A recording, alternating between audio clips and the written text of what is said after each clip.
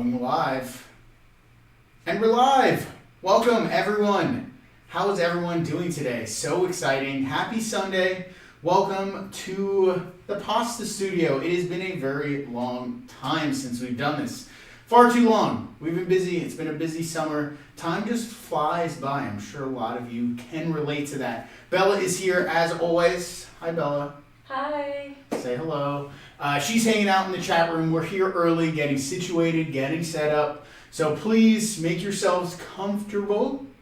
We're going to be here a while today. Grab yourself a water, beverage, whatever it is. Maybe even a little snack. Who knows? You could make pasta and eat snacks at the same time. Where is everyone joining us from today? That's more important. I want to know. Drop it in the chat room. Where's everybody from? I know I saw at least a few people from around the world outside of the United States. So very exciting. You were going to say something? No, it's a little bit of a lag. It's like a 30-second lag. As always. As always, so just reminding everyone. Oh, okay, right. The chat doesn't pop up immediately is what you're saying. Yes. I'm going to grab something real quick while we're getting situated. Orange County is in the house. Hi, Orange County. Hi, John. Hello, Buffalo.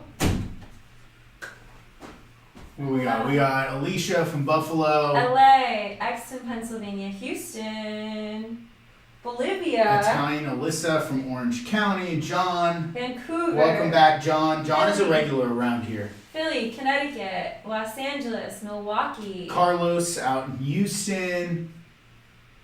Sarah in Vancouver. Yep, I already said those. Thanks. I'm calling out their names. Giving people a shout out, Bella. LA, Augusta, Georgia, New People York, from all over. San Luis Obispo, Vegas, Portland, Maine, Chicago. So exciting. Fun fact, did you guys know I grew up in Las Vegas? I see Maggie's from Las Vegas. I spent, how old was I? I was probably like 6 or 8, all the way through the end of high school growing up in Vegas. A very different place to grow up. At the time, it was a very different city, a lot more family focused. The hotels had a lot more family attractions. There wasn't the whole club scene. Sao Paulo, Brazil. Brazil! Here, Is that the furthest? Brazil might be the furthest or for now. Bolivia, I believe. New York, having trouble with your recipe links. The recipe link is right in Recipe link should be below in the description. I'm pretty sure that should be summer corn, right? Summer-corn? Yeah, Yes. I'm pretty sure that's the recipe link. What kind of trouble are you having? Let us know. We'll help you. We're here. And it's about 2 o'clock. Do you want to give it one more minute? I think we're good to go. We're good to go. Well, all right. We got a lot of people here. We got more people joining in. If this is your first time joining us, thank you for being here. If you're back, welcome back. I appreciate every single one of you. I'm so grateful to be able to do this, to be able to do what I love and teach and share my passion for cooking and, more importantly, pasta. We have Bella joining us here in the chat room. She's going to be helping field questions throughout this. It's interactive. I can't see you, but you can see me. So some housekeeping notes before we jump into things. If you get behind, if you get distracted, if something happens, excuse me, if something happens, you can pause the video. You can come back to this. This is all being recorded. So this link will live as a recording when the class is done. So don't feel like you need to keep up. We have a lot of people here, so we're not going to be going at the slowest person's pace. We're going to be taking a medium pace through the entire lesson. We got a lot of different things to get through. So if you're on the slow side of things, that's okay. We're all at different paces in the kitchen. Cooking is supposed to be fun, not stressful. So I don't want anyone to stress out about this. If we get ahead of you, that's all right. Just slow down and cook at your own pace. You can pause the video and catch back up with us. That is fine. If you have any questions, drop them into the chat room when we get to that portion of the recipe that the question pertains to. Bella will read out the question, we'll talk about it, we'll interact. I'm more than happy to talk about this recipe, other recipes, pasta recommendations, my time on Top Chef, whatever it is, it's all on the table. Drop the questions in the chat room, and when we have time to get to them, that's where Bella's going to jump in and field the questions this way. Throughout the lesson, don't be afraid to take photos, take pictures, take videos, share them on Instagram and tag us, tag me. I want to be able to see what everyone's doing out there. It gets me really excited and inspired to see everyone making pasta. Whether it's your first time or your 50th time, we're all in this together. Am I missing anything else? I think I covered it all, yes? Yeah, I think we're good to go. Okay, great. So, quick roadmap before we get into things. We're going to start by making our pasta dough. I'm going to go through the entire process. Normally when we do these classes, I have everyone make the dough in advance. We use the dough making video that's at the bottom of the recipe page. If you already did that, great. You're comfortable, you're confident, wonderful. If you have questions about that process, you could ask as I'm kneading the dough myself. But I want to get going into my version of the dough just so everyone can kind of see it. It's been a while since we've done this. There's a lot of different recipes for pasta dough, a lot of different ways to do this. You can make it in a machine, you can make it by hand. I'm going to do my version today by hand, just to show everyone through the process. When I'm in the restaurant and I have a new cook or someone that's learning how to make pasta, I always like to show them how to do it by hand because there's something to be said about getting your hands on the dough and feeling what it should be looking and feeling like. And then you could go ahead and upgrade and move on to the machine, which does all of the work for you. If you just want to get in the machine and not make it by hand, I'm not going to hold it against you, but it's sometimes nice to have those tactile cues when you're cooking to know how something should be. So we're using all double O flour here. For this recipe, I'm going to go right onto my work surface and we're going to go old school here by making a well in the middle. I like to use the bottom of my bowl. Make sure you have nice tall walls here for your well, and then as we get things in here we can switch back and forth between the two different views so you can see, hold on, here we go. So you can see up close and personal what's happening in the well here and nobody gets left behind, right? So for this dough recipe, I gave you two different versions on the website, one with lots of yolks and one with less yolks. For two different reasons. I talked about it in that welcome email, but we could talk about it again. I like being able to have variations for my pasta dough. When I'm making a dough by hand, I like more whole eggs. When I'm making a dough in a machine, I like more yolks. That's not to say you can't switch it up and do it either which way or the other, but the reason being is whole eggs have the whites. The whites are made of protein and water. That additional protein and water are going to make your dough more elastic and more extensible, versus a dough that has more yolks is going to make it more tender, more supple, more smooth, and not as elastic and extensible. That extensibility makes the dough much easier to work with when you're kneading by hand, but it can also be a little harder to work with if you're using a pasta machine. So as a new person to the world of pasta, I like people to use the all yolk dough. I think it's a little easier to handle when you're sheeting and making your long pasta sheets. But that's not to be said, you can't go back and forth between the two different doughs. Question? Yes, we have one question first from Lauren. How many grams of egg yolk for the second recipe? 3 to 5 eggs. 3 to 5 eggs. So, one yolk on average weighs about 18 grams. So you could use that as a specific amount. 18 times 3 is...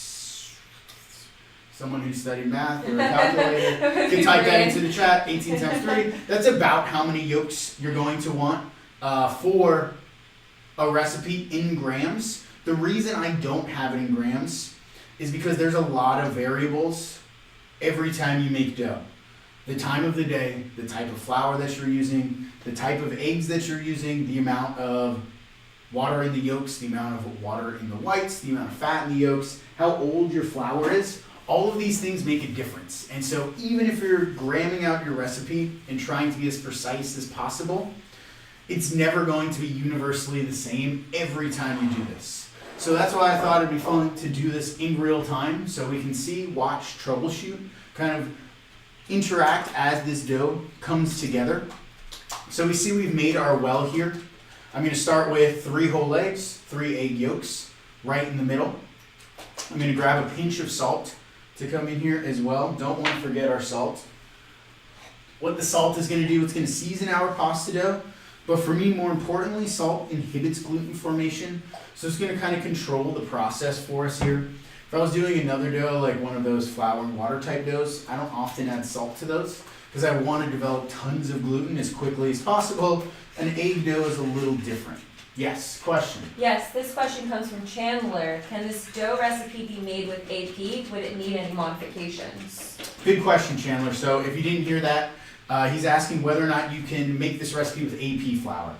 So when you're talking and thinking about flours, every different flour has a different protein content and water absorption rate based on how finely it is ground. You can make pasta dough with AP flour. What I have found in my experience is that you often need less eggs or less hydration because AP flour hydrates much more quickly than a double O flour or a bread flour or a higher protein flour. You may want to lean on the side of using whole eggs versus yolks, so maybe hold 1 or 2 yolks back if you're using AP. The reason being, you want that extra protein from the whites because AP flour has less protein than, say, a pasta flour or bread flour. So you want to make those kind of adjustments thinking about your ingredients. Something else to note when you're doing this, it is helpful, not mandatory, but definitely helpful to have room temperature eggs. You don't usually want to use eggs right out of the refrigerator ever, whether you're making scrambled eggs, whether you're baking. It's always important or helpful when making pasta dough to have tempered eggs. The reason being is that you don't want that ice cold egg to seize up the dough. It's going to be very hard to knead, to mix, to work together. So if you have a room temperature egg, even an egg that's been out overnight is totally fine. If you ever go to Europe, we have some international people here, maybe they could attest to this. Eggs are not always in the refrigerated section. They're usually maybe sometimes on the end of the dry storage rack in the grocery store. I've seen it in France, I've seen it in Italy, and at first it's weird, but that's the way eggs are in nature, and they don't necessarily need to be refrigerated. So just something to consider. Just like butter, you've seen people keep butter on their countertop. You can do the same thing with eggs. If you don't want to do that, you're not comfortable with that, you could always dump your eggs into a bowl of warm water for a few minutes. That'll bring them up to temperature and you're ready to go. Question? Yes, one question from Ramiro, which I know you're going to get into, but I just want to make sure we're not ignoring him. Ramiro says, how can I know if the dough is dry? So Ramiro, we're getting a little bit ahead, but good question, whether or not you know the dough is dry. So the dough is going to tell you. We're going to see it come together here in real time. And if it becomes very hard to knead, if it starts to rip or tear on itself, if it stays very shaggy, those are all signs of it being a very dry dough. What we see happening here is my egg mixture is slowly turning into a paste. We're slowly incorporating flour from the outside of my well to the middle, taking in little by little. Now, just like your dough will tell you if it's too dry, your dough will often tell you too if it's too wet. All of this flour may not get worked into the dough, and that's okay. The eggs are going to take as much flour as it needs, and the rest is going to kind of turn into some dry, shaggy bits on the surface of our work table, at which point then we'll be able to manipulate and move to the side. So we'll see. We'll watch. I know, Ramiro, I'm sorry that's not like an exact answer, but we'll kind of see and take a look, and I'll give you some visual cues of what you're looking for in a dry dough or perhaps a wet dough. And that way you're able to adjust and make those decisions on your own. Yes? Kathy says, made the all egg yolk dough and doubled the recipe. Burned out my KitchenAid mixer motor in about 6 minutes. Is this normal? Is this because I doubled it? The dough looks amazing though. Kathy, good question about the KitchenAid. Yes, that, I never made a note of it, but I don't usually expect people to double the dough. That recipe that I gave is pretty much the limit that a KitchenAid or standard KitchenAid mixer can handle. And so that's why I have the recipe written like that. If you want to double it, which I often do at home, you have to do it in 2 batches. The KitchenAid motor is just not that powerful in terms of being able to sustain that strength of dough. It's more made for like cookies and cakes and things like that. Not to say it can't knead. Pasta dough gets very stiff, especially an all yolk dough. Remember we talked about in the beginning, an all yolk dough has less egg whites, less protein, less extensibility, so the mixer is going to have a hard time kneading it. Just like when I knead by hand, I go whole eggs versus all yolks just because it's a little easier to handle and knead. So what we're going with here, I'm just slowly incorporating the flour as I can, folding the dough over itself and turning. At this point, I'm still being very gentle with it. I can feel that the dough is still very sticky, it's very wet, it's very soft. There's still all of this flour here on the table. So I don't want to like get in there with my hands really hard. I don't want to squeeze the life out of it. Instead, it's almost like we're folding life into it. I'm grabbing a little bit of that flour, turning the dough, folding it back onto itself, pressing it down into it, giving it a little quarter turn, and kind of repeating this process. And what that's doing is slowly working the flour into the eggs. So a couple of things to take note of here as we're doing this. Pasta dough or flour, any dough for that matter, does not hydrate instantly. It's not a snap of the finger, you add your water, it's fully hydrated. Flour and water takes time to hydrate, or flour and liquid, in this case our liquid is the eggs, it takes time to hydrate. So don't immediately assume that your dough is too dry or too wet within the first 30 seconds to a minute. It's going to take, I like to think, around 2 to 3 minutes to really get a good idea on whether or not your dough is too dry or too wet, whether you have too much flour, or maybe you want to add another egg. And that's why I think it's important to learn doing this process on a work surface, because in a mixer, all of this flour is being forced into the dough.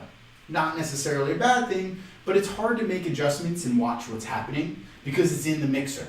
Versus on your countertop here, you're able to really feel the dough, you're able to watch it come together, you're able to see the transformation happen in real time. Question? Yes, a couple questions.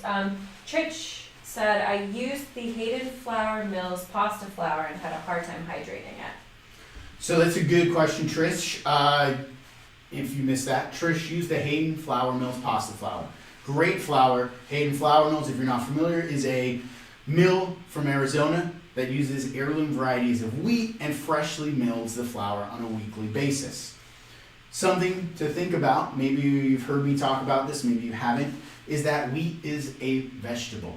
Whenever using vegetables, you often want to use the freshest version of that vegetable possible.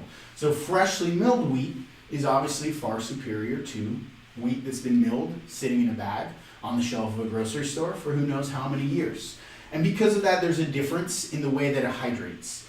Freshly milled flour is going to take much more hydration than flour that's been sitting around. I use Hayden Flour Mills all the time, but I'll often have to change my recipe, maybe use a little bit more water, or one extra whole egg, an extra yolk, to really account for the fact that it sucks up moisture because it's freshly milled. It hasn't been sitting around, it hasn't been absorbing ambient moisture from the air while it just sits on the shelf. So while a very good flour, you have to adjust your hydration accordingly. Before we jump into the next question, I want to just point out what's happening here. We're a couple minutes into mixing now. I can feel my dough. It's still very soft. It's not sticky. It's not necessarily shaggy, but I have all of this extra flour here and dough bits. I don't want to force this into my dough unnecessarily. It'll dry my dough out. Now I could force it into the dough, then maybe I might need an extra yolk, I might need another little bit of water, but instead the benefit to making your dough on a work surface is depending on the day. Maybe it's a dry day out here in the Bay Area, it's not as humid as it normally is, or maybe one of my eggs was a little smaller than the rest, so it didn't have as much moisture inside of it as it normally would.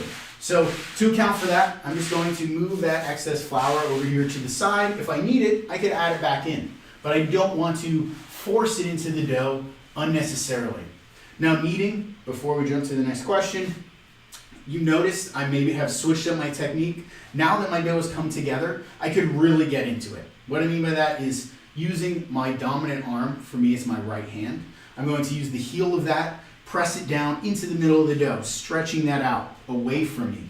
I'm going to take that piece that I just stretched, I'm going to fold it back, and I'm not going to fold it all the way. We're not folding it in half like an envelope. Instead, I'm taking that piece that I stretched out and folding it to the middle. I'm going to press that down into the middle, rotate the dough a quarter turn, press it out again, pull this back, and bring it to the center. I'll often see people knead by hand and they'll fold the dough all the way. Why is that not a good thing? Because we want to be breathing life into the dough. We're developing gluten, we're arranging this gluten structure in a very organized manner. What I mean by that is we want it to all be in one direction, coming all to the center, and it'll make a difference when we go to roll this out if everything and all of our gluten is aligned nicely. So I'm turning, rotating, pressing to the center, bringing it to the middle, and slowly working and breathing life into the dough. Next question. Morgan says, didn't see the salt in the squid ink video in making yesterday. Dough is pretty tough. Should I scrap and make with salt? Definitely don't need to scrap. Morgan's asking about the squid ink video and adding salt. Salt is in the recipe. If you missed it in the video or maybe it didn't make the cut, I honestly can't remember off the top of my head. You don't need to throw your dough away. Just know when you boil it in the water, you're going to need a little more salt because your dough is unseasoned. Not the end of the world. In that particular video, you may have not seen salt go into the dough because squid ink is salty. And so if you're using squid ink, you might not need as much salt in your dough as if you're not using squid ink. But if you don't want to add salt to your dough, it's not the end of the world. If you forgot to add salt to your dough, it's happened to me. It's not the end of the world. You don't need to scrap it. Just know though, when you're boiling your pasta, you're going to need a little more salt in your water so that way the dough absorbs it and everything is properly seasoned. Question? Yes. Carlos says, Chef, I love making fresh pasta and have done it many times. This time I made it ahead, and for the first time I had it stick a bit to the plastic wrap. Did I have it too hydrated? Carlos? Yes. Carlos. So Carlos, you're asking about overly hydrated, sticking to the plastic wrap. It could have been two things. So it could have just been very warm and humid where you're resting your dough and so it kind of sweated inside the plastic. That I've seen that happen. Sometimes it's out of your control. And if you're in a humid environment, you might want to just underhydrate. But what that also is telling you is showing a good example that flour does take time to fully hydrate. It doesn't happen in a minute. It doesn't happen in 3 minutes. It happens over the course of an hour while dough is resting. So while your dough may have seemed perfect while you were kneading or finished kneading, it's very possible it was slightly overhydrated. So then the ambient moisture from being in a humid area sucked up, made your dough a little sticky inside of the wrap or however you had it resting, and in which case then it just became a little sticky. So to account for that, you could always add a little flour, use a little less water, rest it somewhere that's not as humid. But a good example of why your environment is so important to pay attention to when you're making pasta. When I travel, my dough recipe changes. So when I did a pop-up in Santa Ana, which is very desert-like down in Southern California, I noticed all of my doughs were so dry. I needed tons of moisture. Things were drying out and cracking on me on the tabletop, and that was just due to being in the desert. Versus I did a dinner in the middle of the summer in New Jersey, 100% humidity, and the dough was sticking to the countertop, and I needed a lot more flour and less egg to account for the fact of that. So even though it is one dough with an endless number of possibilities, you still need to be a cook in the kitchen. You need to pay attention to your environment, and you got to kind of make those adjustments depending on where you are. Carlos said it is Houston in the summer. Houston in the summer, Yeah. 100% humidity, 120 degrees. And the next question from Meggie. Where's the best place to get a wooden pasta board for the work surface? I used my countertops today, but I've been thinking about getting a board for a while now. Oh, great question, Maggie. Maggie, good question. Asking about wooden work surfaces for your countertop. So what I recommend, it's super easy, very affordable, is to go to like your local hardware store, Home Depot, Lowe's, whatever you have in your neighborhood. Go to the wood section and they sell like big pieces of hardwood. It's like usually maple, and you can get a huge piece of it. They'll cut it for free, and then you could break it down into, I think this is 2 feet by 4 feet. It could like sit on the side of your fridge or behind a door or just on a countertop. When you're there, grab a piece of sandpaper, and all you have to do is go over it, sand down the edges so that you don't get splinters on your fingers or hurt yourself. Give it a light sanding on the top, and then rub it down once with a little water to wash it, let it dry. Rub it down with some mineral oil, let it absorb, and then you're good to go. When you let it dry or absorb, make sure it's standing straight up and down and not laying flat. If it lays flat, it has a tendency to warp. If you let it dry standing, like upright, it won't warp. It's good to go. And that's where I get all of my pasta tops that I use at home. And they're only, these are 1.75 inches, I believe, by 2 feet by 4 feet.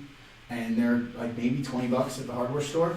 So very, economical compared to like those big booze blocks that you see that are very expensive you find in a restaurant. Jacqueline has 2 questions. Her first one is, my dough is also stuck to the plastic bag. If I made it last night, do I add flour now? Is it too late? So if your dough's sticking to the plastic bag, you made it last night, it's tempered, it's at room temperature, it's not cold, you're totally fine. Pick it, get it out of the bag as best as you can without it pulling plastic with you or whatever the bag is. Dust the exterior with flour, but don't re-knead additional flour into it. Like just dust the surface of your dough with some flour. And then as you're sheeting, you can work a little more flour into it, or as you're rolling by hand, you work a little more flour onto it. But you don't need to re-knead it and put more flour into it. Just have a mental note that the next time you do this, a little less liquid or a little more flour. And then Jacqueline's second question is, in the email you mentioned you like this dough for stuffed pasta. Why is this not ideal for pastas like spaghetti or fettuccine? Good question. Why do I like this for stuffed pasta versus spaghetti fettuccine? That's kind of like a two-part answer. So this dough makes a really great tagliatelle or fettuccine. Spaghetti is a totally different dough process. It's done by extrusion, which is like a forced pressure dough going through out of a brass or Teflon die that forms the shapes that you cut off. That's like rigatoni, spaghetti, penne, fusilli, campanelli, all those like extruded shapes. Different dough, usually just flour and water, usually semolina flour. And so you would never use this in an extruder. It's way too wet. Normally an extruder you use like 25% hydration. This is probably in like the 60s if I had to guess. So way different, but this totally works for noodles like fettuccine, tagliatelle, tagliolini. But what I more so meant by that statement was that it's not a dough for cavatelli or orecchiette or compunti or any of those like flour and water dough shapes from that part of Italy, southern Italy. This is more so for filled shapes where you wouldn't use a cavatelli dough for a filled pasta. Two different family trees. Kev Lou says, is your board maple? I believe, yes, this is maple. It is untreated, unpressurized, untreated hard wood. So as long as it falls in that category, it can be maple, it can be cherry, it can be oak, but I believe this is maple. Anna says, the only 00 flour I could find was King Arthur 00 pizza flour. Is 00 pizza flour different? So, someone's asking, who? Carrie? Sorry. Anna. So Anna wants to know, is 00 pizza flour different than 00 pasta flour? Potentially, yes. We run into this problem here in the US where we label flours by names and not necessarily by the breakdown of what it is. So like if you go to Italy, you don't find pizza pasta flour. You find 13% protein flour, finely ground, 00, single 0. You find 12%, 10%, and you know based on that percentage number what you should use that flour for. Low percent, somewhere in 9 to 10, is like cake flour here in the US, made for cakes, low protein, low gluten, very soft and delicate crumb. Pizza flour, if I had to guess, has a higher protein, something similar to bread flour, because pizza requires a good amount of protein. That's not to say it won't work for pasta. It's probably great for pasta. Do they even make a pasta flour? I don't know. But if you found 00 flour, great. If it's from King Arthur, great. I wouldn't stress too much about that, especially if it's the only thing you could find. Definitely better than AP flour. Carol says, if you need to add egg into the dough, how do you do it? So if you need to add more egg into the dough, that's one of those adjustments you want to make at the beginning when your dough is still very shaggy, very dry. It starts to tear. It's not holding together. I can see here mine just by touching it, by feeling it. It's sucked up a little bit of this extra flour that I had here on my work surface. I still have this bit that it did not suck up, which I'm not worried about. If you wanted to add more egg into this, at this point it would be very hard because your dough is like a nice, tight, smooth, soft ball. You'd have a very tough time working egg into this. What I would recommend instead is grabbing like a spray bottle and misting the dough. Which is having to do with Katie's Water. question as well. Katie's question is, can water be added during the day? So if you find that it is, at this point, it's much easier to add water by misting or by wetting your hands in the sink, bringing them over to the dough, and working a little bit of water in at a time. The problem with adding an egg right now by hand is there's nowhere for the dough to really mix with the egg. If you were in a mixer, you can add another egg because that bowl is going to help keep everything together and it's gonna do all that work. It's gonna get sticky for a second. It's gonna be kind of weird, and then the egg will get absorbed. You have a really hard time doing that by hand. So if you do need to add extra egg, you would want to do that towards the beginning when we're in this kind of mixing process. At this point, it's much easier to add water than egg. And keep in mind, egg is a lot of moisture. So if you really needed to add a lot of egg, that's a lot of water. You're kind of in a different position. Your dough should be very dry, and maybe you can still add an egg because you're nowhere near looking like this. So Katie, Neil, and Carol, those were your... Katie, Neil, and Carol, we got you. Those are the answers.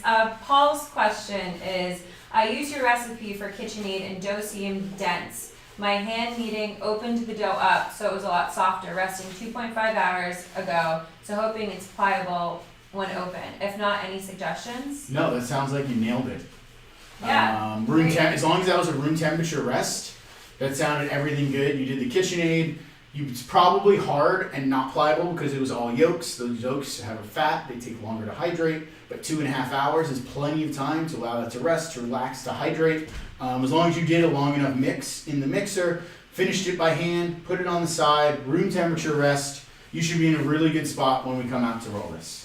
Michaela says, what is the best way to store freshly made pasta? Refrigerator, how long max? Or freezer, how long max? We'll let's save that to the end. Alright, Michaela? We're nowhere near making pasta, Michaela. I just want to make sure that she's not forgotten about. We'll get you, Michaela. Remind us at the end. Because we haven't even made pasta yet. Save those pasta making questions for when we're making pasta. Trish said, so is it safe to say that you don't need a lot of strength when working with the dough? Because at first mine was so hard to work. It took me a couple hours to get soft and bouncy. Yours is bouncy already. It took mine so long. This soft and bounciness, a lot of it comes from efficiency. So like your question really kind of dives into your question really dives into efficiency and how long the kneading process should be. So one of the things that I have a problem with like a pasta recipe is that it prescribes a specific amount of time that you're supposed to knead. 5 minutes, 8 minutes, 20 minutes, 30 minutes. The amount of time is kind of irrelevant. What's much more important is how efficient you are at kneading. So a machine is very efficient. You can pretty much time that down to know it's going to be 12 minutes every time. When you're doing it by hand, your efficiency is much different. Some days you're maybe a little tired or you're a little slow, or maybe you have a lot of strength or a little bit of strength. All of those are going to make a difference in how efficient you are kneading and how long you need to be kneading. What may take me 8 minutes could take someone that's never done this before 25 minutes just to get to the same point. Because if you're very fast and efficient, you can use 2 hands, you could do the folding motion and still bring everything to the center. But now I'm kneading twice as fast because I'm using both of the heels of my palm. I'm folding and stretching the dough all at the same time, all in this motion. Versus if you take your time with this, it'll just take you a little longer to get it smooth and supple.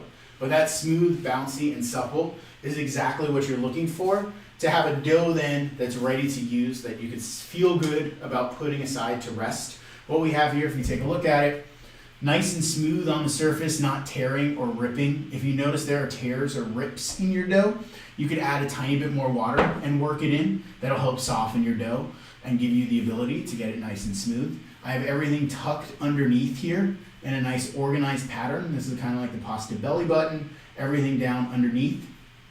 If you find yourself out of breath, I can't knead anymore, this is way too hard for me, all you have to do is set it aside, grab a bowl, flip it over, let your dough rest. Go have an espresso, go grab a glass of water, go take a step outside if you're not in the middle of Houston, and you'll just let your dough relax. 5-10 minutes in the middle of kneading is sometimes all you need to be able to then come back to it and have a much softer, smoother, and bouncier dough. Just that little mid-knead rest is sometimes all people need, and then they feel better, you feel more relaxed, your arms don't hurt anymore, and then you can come back, give it a couple more minutes, and that's usually what I do. If I make my dough in the stand mixer, I'll do my 12-minute, 15-minute mix in the mixer. I'll flip the bowl upside down, let it rest for like 5 minutes just to relax because it just got beaten up inside of the mixer. Maybe go have a glass of water. I'll come back. Then I'll do my last little fold over itself, just to bring the dough together right before I set it aside to rest. Question. Yes, many questions. Many questions. I'm going to set my dough. We're done here. I feel good about this kneading. We've been kneading for about 25 minutes. It's soft, it's smooth, it's supple, it's not sticky. But we'll answer questions as I get organized and cleaned up. Yeah? Yep. So Ike says, do you use different pasta dough recipes for different pasta shapes at all? Would you use a different dough recipe for a different classic pasta preparation, for example, cacio e pepe carbonara? Oh, okay. Somewhat complicated question. With a less complicated answer, the classic dishes you're talking about, cacio e pepe carbonara, in my mind, can be any pasta shape. I use different dough recipes for different shapes, or I guess different families of shapes. So like I was alluding to, cavatelli, orecchiette, pici, computi, all those handmade shapes, different dough. Filled pastas like this that we're going to make today, tortelloni, scarpino, caramelle, this dough. If I'm doing chitarra, tagliatelle, tagliarine, different dough.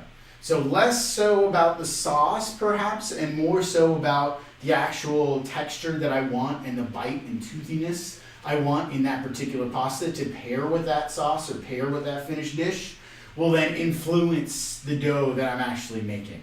So I have a few different recipes, this being like my base, my universal, and I'll just kind of make adjustments to this depending on what I personally want in that finished dish. Alicia says, hi, how far ahead can you make this dough? Can you freeze it and thaw later for use? Alicia's asking if we could freeze the dough. I've never frozen pasta dough. I've known some people to do it. If you want to do that, that's on you. Doughs definitely change. Hydration, it's going to get very sticky. It's going to get very soft. It's going to get very elastic. Not to say you can't do it. I've never done it. I don't recommend it. What you could do instead is make the dough 1 day in advance, maybe 2 if you really want to push it.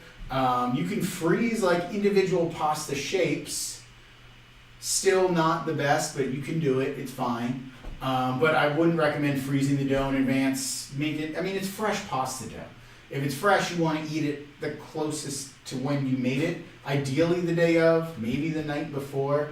But if you're trying to stretch out and make it a couple days in advance, you're kind of losing the essence of fresh pasta. You're eating a few day old pasta. There's a difference. Cassie says, how do you tell when the dough is perfect and doesn't need more flour or water? So similar to the way my dough just looked, Kathy, it doesn't stick. Cassie. Similar to the way my dough just looked, Cassie. It's not sticking to my hands. It's not sticking to the table. It's not sucking up any additional flour. It wasn't leaving any sticky marks on my table. It wasn't, hard to the hands. It was soft. It was smooth. It wasn't tearing. Those are all kind of signs you're looking for. If it's tearing, it needs more water. If it's sticking to the table, it needs more flour. If it's ripping apart and kind of just falling into pieces, it needs more water. So like using visual cues such as those, is your dough perfect or is it on one or other end of the spectrum? Does that make sense? Trish says, is my dough darker in color from higher moisture content? If your dough is darker in color, it could be from your egg yolks, like if you have a very yellow dough. If you added vegetable powders, your dough would be a different color, just throwing that out there. The type of flour sometimes makes a difference. Some flours have bran or germ in it, which will change the color, but mostly it has to do with your eggs. So pasta dough is 2 ingredients, flour and eggs. If you're using really good eggs or not so good eggs, that will influence the color and texture and flavor of your dough. So just some things to consider. Neil says, can you over-knead this dough? Neil would like to know if you can over-knead the dough. I've never seen anyone over-knead dough by hand. That's not to say you can't, I've just never seen it happen. You would get very tired and exhausted long before you ended up over-kneading the dough. In a machine, you could definitely over-knead it because the machine does the work. If you forget about it, I've seen it happen. You come back and it looks like your dough's in shreds and it's just like kind of like long leathery pieces of dough in the mixer. And so it's over-kneaded. You could let it rest. You could try to put it in a cryovac machine or a vacuum seal machine and kind of bring it back together. But I've never really seen that problem doing it by hand. You get way tired and kind of exhausted long before you overwork the dough. Ramirez says, so filled pasta should have more hydration. Filled pasta should definitely have more hydration, should be egg-based versus just water-based. And because the egg will make a softer, tender, smoother, more delicious, easier on the mouth than a flour and water dough without the fat. No fat, less tender, more chew, not great for filled pasta. Sebastian says, what is used to give color to the pasta dough? So if you want to use color, I talked about it on the recipe page. Freeze-dried vegetable powders, there's a link to a bunch of them down below. You could also use liquid chlorophyll droplets for just straight powder. You could use purees, you could use vegetable juices. I just don't recommend using food coloring. Katie says, can you under-knead? Katie would like to know if you could under-knead 1,000%. That could be the biggest mistake I see across the board when it comes to making pasta is people under-kneading their dough. And so that has to do with efficiency. Don't focus on time. Like someone said earlier, they kneaded for an hour. Nothing wrong with that. It just took them that long to be efficient in their kneading process, to get it to go smooth, supple, tender, soft, all of those things looking beautiful.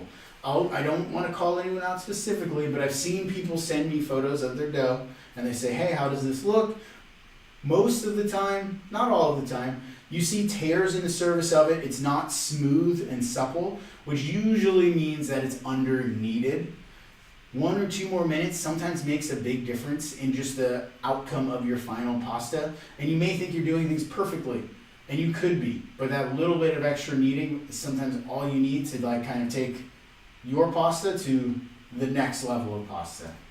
Kathy says, I'm crazy about my Sash board scraper pasta cutter. It feels so good in my hands and great at cleaning my maple board. Huge thanks. Oh, great. Great, Kathy. If anyone's looking for more of these pasta tools, we have the next release of these coming out hopefully in the next month. I'm connecting with Jonathan in the next few days. He makes them all by hand, so it's a process, but sign up for the email list for the pre-orders. Yes. Carlos says, where can I get the other basic recipes for different classes of pasta? Other basic recipes for different classes of pasta. So if you're talking like cavatelli, flour and water dough, that's a simple 50% hydration ratio. I like to do half and half flour, so half semolina, half double zero, 50% warm water, kneaded, comes together, that's great. Anything more than that, like tag or any of the other doughs I was talking about, is another class for another day. They're different variations of this dough recipe. Trish says, if the dough is too elastic, what does that mean? If the dough is too elastic, I don't want to say there's such thing as too elastic. If it is more elastic than you are comfortable with, it's due to the egg whites and the protein in those egg whites.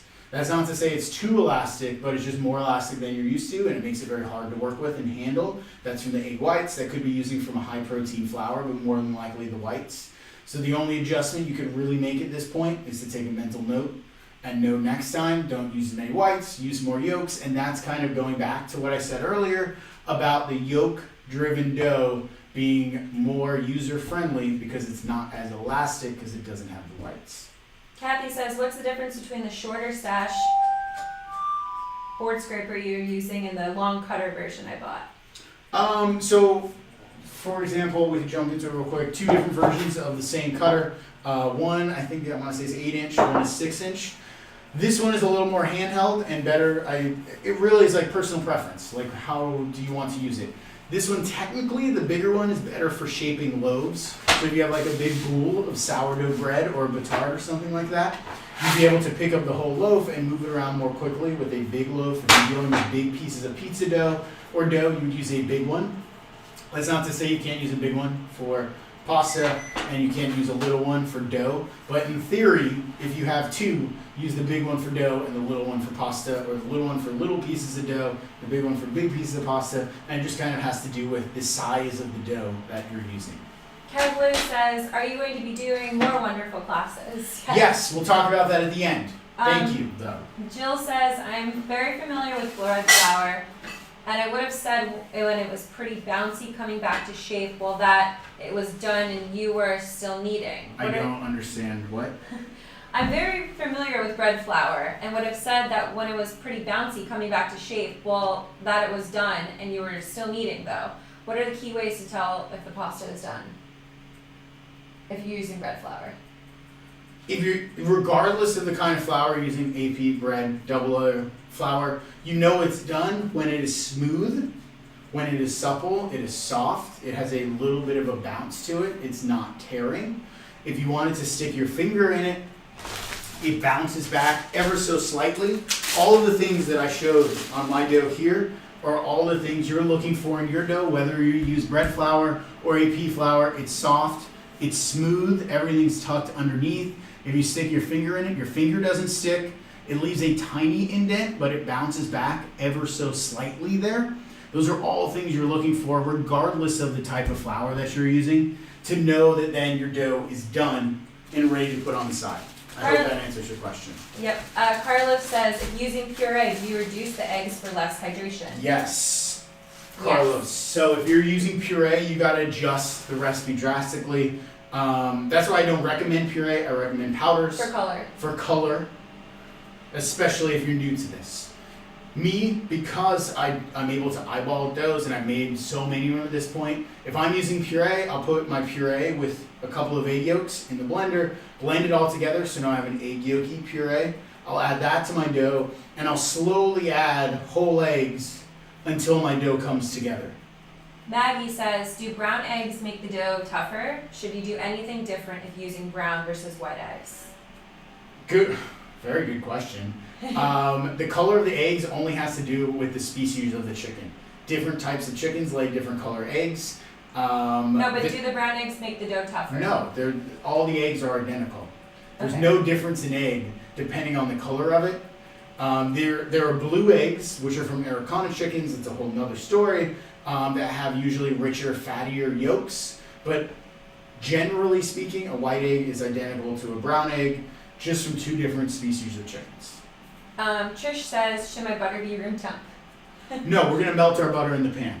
So we could keep firing off questions, but we're going to keep cooking through as we hear all of these questions, just so we can continue moving along at our pace. All right. So our dough is resting at room temperature. I'm going to use it. We're resting at room temperature. If you want to use the same dough you just made, it needs to rest for about an hour. You could rest it in a vacuum seal bag, in a vacuum seal machine. That'll speed up the hydrating and the resting process. If you saw me make pasta dough on Top Chef, almost every time I use the vacuum machine because I had to speed along that resting process. If you don't have one at home, you'll just have to wait a little longer to allow it to rest. If you made dough in advance, it's room temperature, you're good to go. We're going to make the filling now. We're on to corn, my favorite ingredient ever. Yay. Corn is my favorite, hands down. If you don't feel the same way about corn, hopefully this class will change your mind. If you still don't feel the same way about corn, reconsider where you're getting your corn. Corn from the farmer's market at peak season in the middle of the summer. There are few things better in life than really good corn. We're very lucky here in Northern California to have a farm, GNS, that grows some of the best corn, I think, in the world.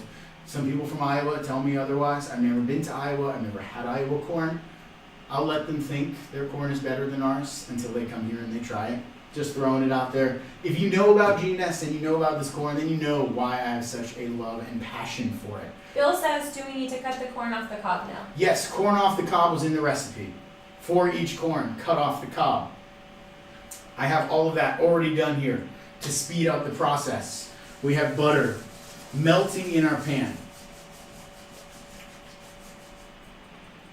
Butter here melting in the pan. As the butter's melting, we're going to add our corn. If you need to cut your corn, I'll give you a minute. It's easy. Cut the corn off the cob. There's a million different ways to do it. You can do it with the bowl inverted in the bowl. If you've never seen anyone cut corn, I have YouTube videos on that, making corn polenta. I think you can find them over here. Cutting corn, how to shuck corn. We're here to make pasta dough. We're not here to talk about how to break down corn. Don't worry, I think he's got it. We got it. We're going to go corn into our medium heat pan. Doesn't need to be low, doesn't need to be high. We're looking for a nice medium heat. We can see our butter is melted here. We're not trying to brown the butter. You could get a wonderful brown toasted butter flavor, but I like it very pure and clean. So we're going to go all over our corn here into our bowl. And I'm just going to save maybe a handful. Maggie says pan butter the whole stick or 4 TBS? 4 TBS is for our sauce at the end. Whole stick is here in the pan.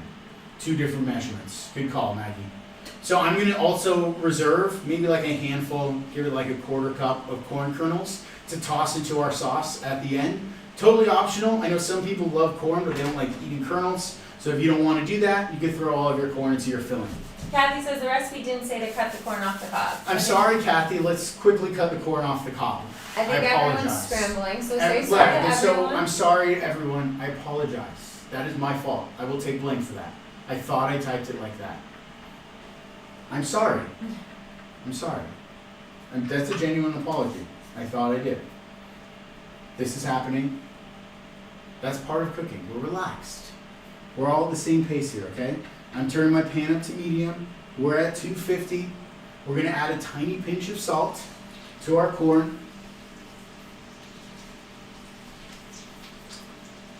And we're going to also add our sprigs of basil. I've already gone ahead and picked the basil off of the sprigs that I'm going to use as garnish, but I want that flavor of basil to go through the mix here. And so I'm going to add my sprigs. We can pick those out later as we start to quickly saute our corn. This only cooks for 2 or 3 minutes. It is a very quick cook. So if you're still cutting your corn off your cobs or shucking your ears of corn, ears? They're ears or cobs? This is the cob, it's an ear of corn. Very interesting, lots of words for the same thing. It's only gonna take you a minute or 2 to cook this, so don't worry. It all happens very fast. That's the beauty of using fresh corn. You can eat it raw. All we're really doing is warming it through, getting it to absorb the butter, to suck up some of that flavor and essence from the basil. I'm using a spatula just to get everything evenly tossed and coated in the butter here. And I'm just going to lower my temperature for a second, as everyone I know is probably still cutting their corn. Kathy says it's fine, I love you. And that's my fault. And Carol says, I love your tiny pinch. That was a tiny pinch. It was definitely a tiny pinch. The only thing less than a tiny pinch of salt is a couple grains of salt. When I was working for a chef at Lazy Bear, Chris Johnson, we'd often like season things in increments, and we'd say a couple grains of salt. And when we said that, we literally meant a couple grains of salt. And you may think that's kind of silly, especially when you look at a grain of salt. But when you're cooking at like that level, and you're trying to set your food apart that much, and you're focusing in on those tiny details, a couple of grains of salt can be the difference between a good corn filling and a ridiculously good corn filling. So we were always helping each other taste things. Every time you made anything in the kitchen, you'd always ask one of the other chefs, one of the other sous chefs, someone else there to check your work and taste it. You never know if maybe your palate's having an off day. So a pinch of salt, a couple of grains of salt, every little bit makes a difference. So we're just cooking the corn through. It's not going to get soft. We're just getting it to absorb the butter. We're heating it all the way through. Our basil's in there, our butter's in there, our corn's in there.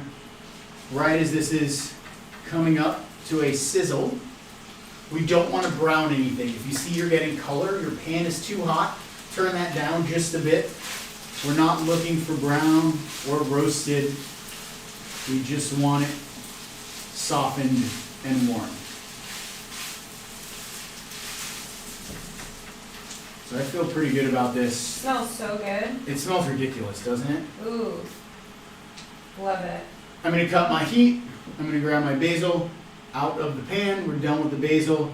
Believe it or not, a few sprigs of basil are usually all it takes to really kind of give the essence of something there.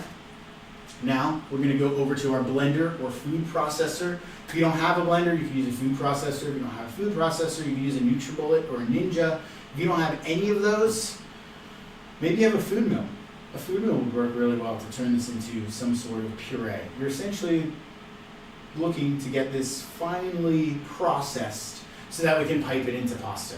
Whatever you have in your kitchen that you're going to be able to do that, I mean, if you really wanted to, you could use a mortar and pestle.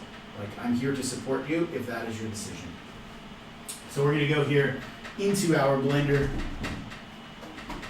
I'm gonna take this off the blender just to make sure I try to spill as little bit of corn as possible as we go into the blender carefully. All of that melted butter, no basil stems. Sebastian wants to know, what's the difference between using the stems and using the leaves? So if you use the basil leaves, they're gonna brown very quickly, they're gonna blacken and darken, and then they're gonna be harder to pick out. The leaves we're gonna use as garnish so we can eat them. I don't wanna blend the leaves into the filling because then your filling isn't gonna be pure bright yellow. It's not gonna be as beautiful. You're gonna have specks of basil. And if you use the whole leaves, it's gonna just be very basil-y. You're not gonna get that like wonderful fresh corny flavor. So I like to kind of just use the sprigs, and then you're kind of utilizing the entire vegetable in this case, the basil. Some for garnish, some as sprigs, and you're good to go. Maggie says, I'm a baker and usually assume unsalted butter. Just checking that the assumption is okay for the pinch of salt. Always unsalted. Yes, Maggie, always unsalted butter. I would definitely, Maggie, I'm sorry, Maggie. I would specify if it was salted.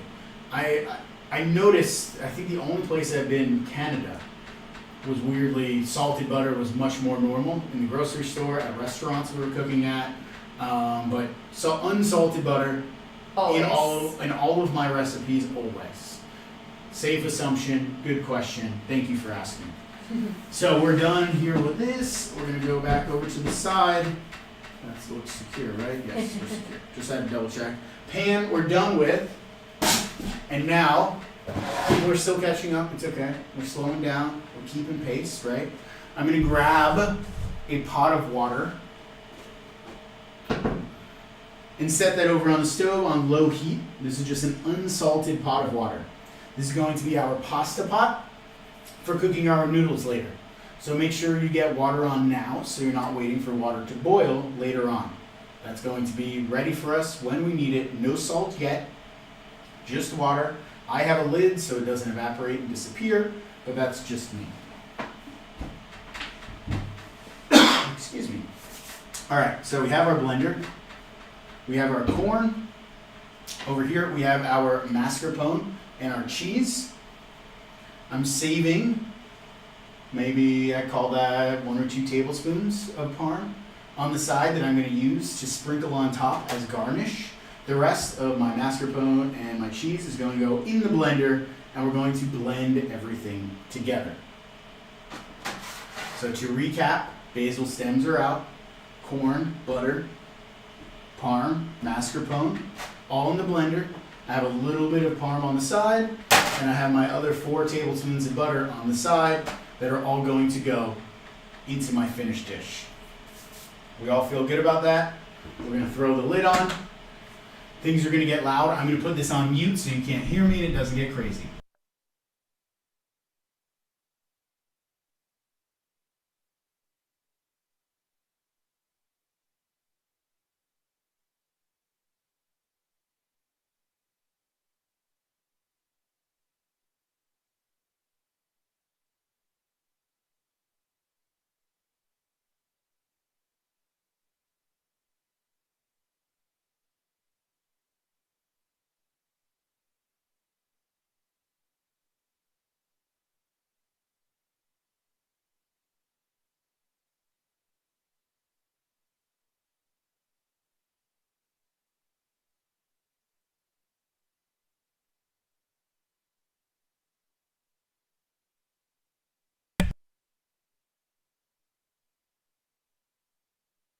Can you hear me now? Now you can hear me. Okay. We just blew a fuse by having my induction burner and the blender on at the same time. So I'm going to go fix that. Everyone else, perfect time to catch up. We have our blended corn here in the blender. Water is going on the stove. I'm going to go hit the circuit breaker and I will be right back. And if there are any questions, more than welcome to ask them now. Be easy to answer them as you are cooking along on this journey to making summer corn triangoli, delicious summer pasta.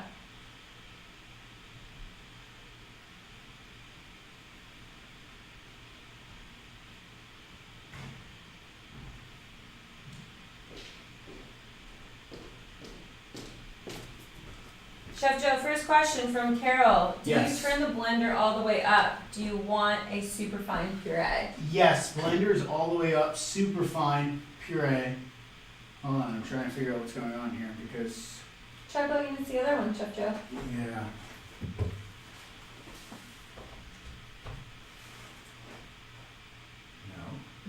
No. That's okay. You can switch it over to the other side if you'd like. Yeah, let's do this. Because it didn't look like anything was tripped in our circuit breaker. That's all right. We'll go to this side. Ramiro says, Sorry, I'll get back to the questions in a second. absolutely, Chef. We're technical difficulties over here, you know.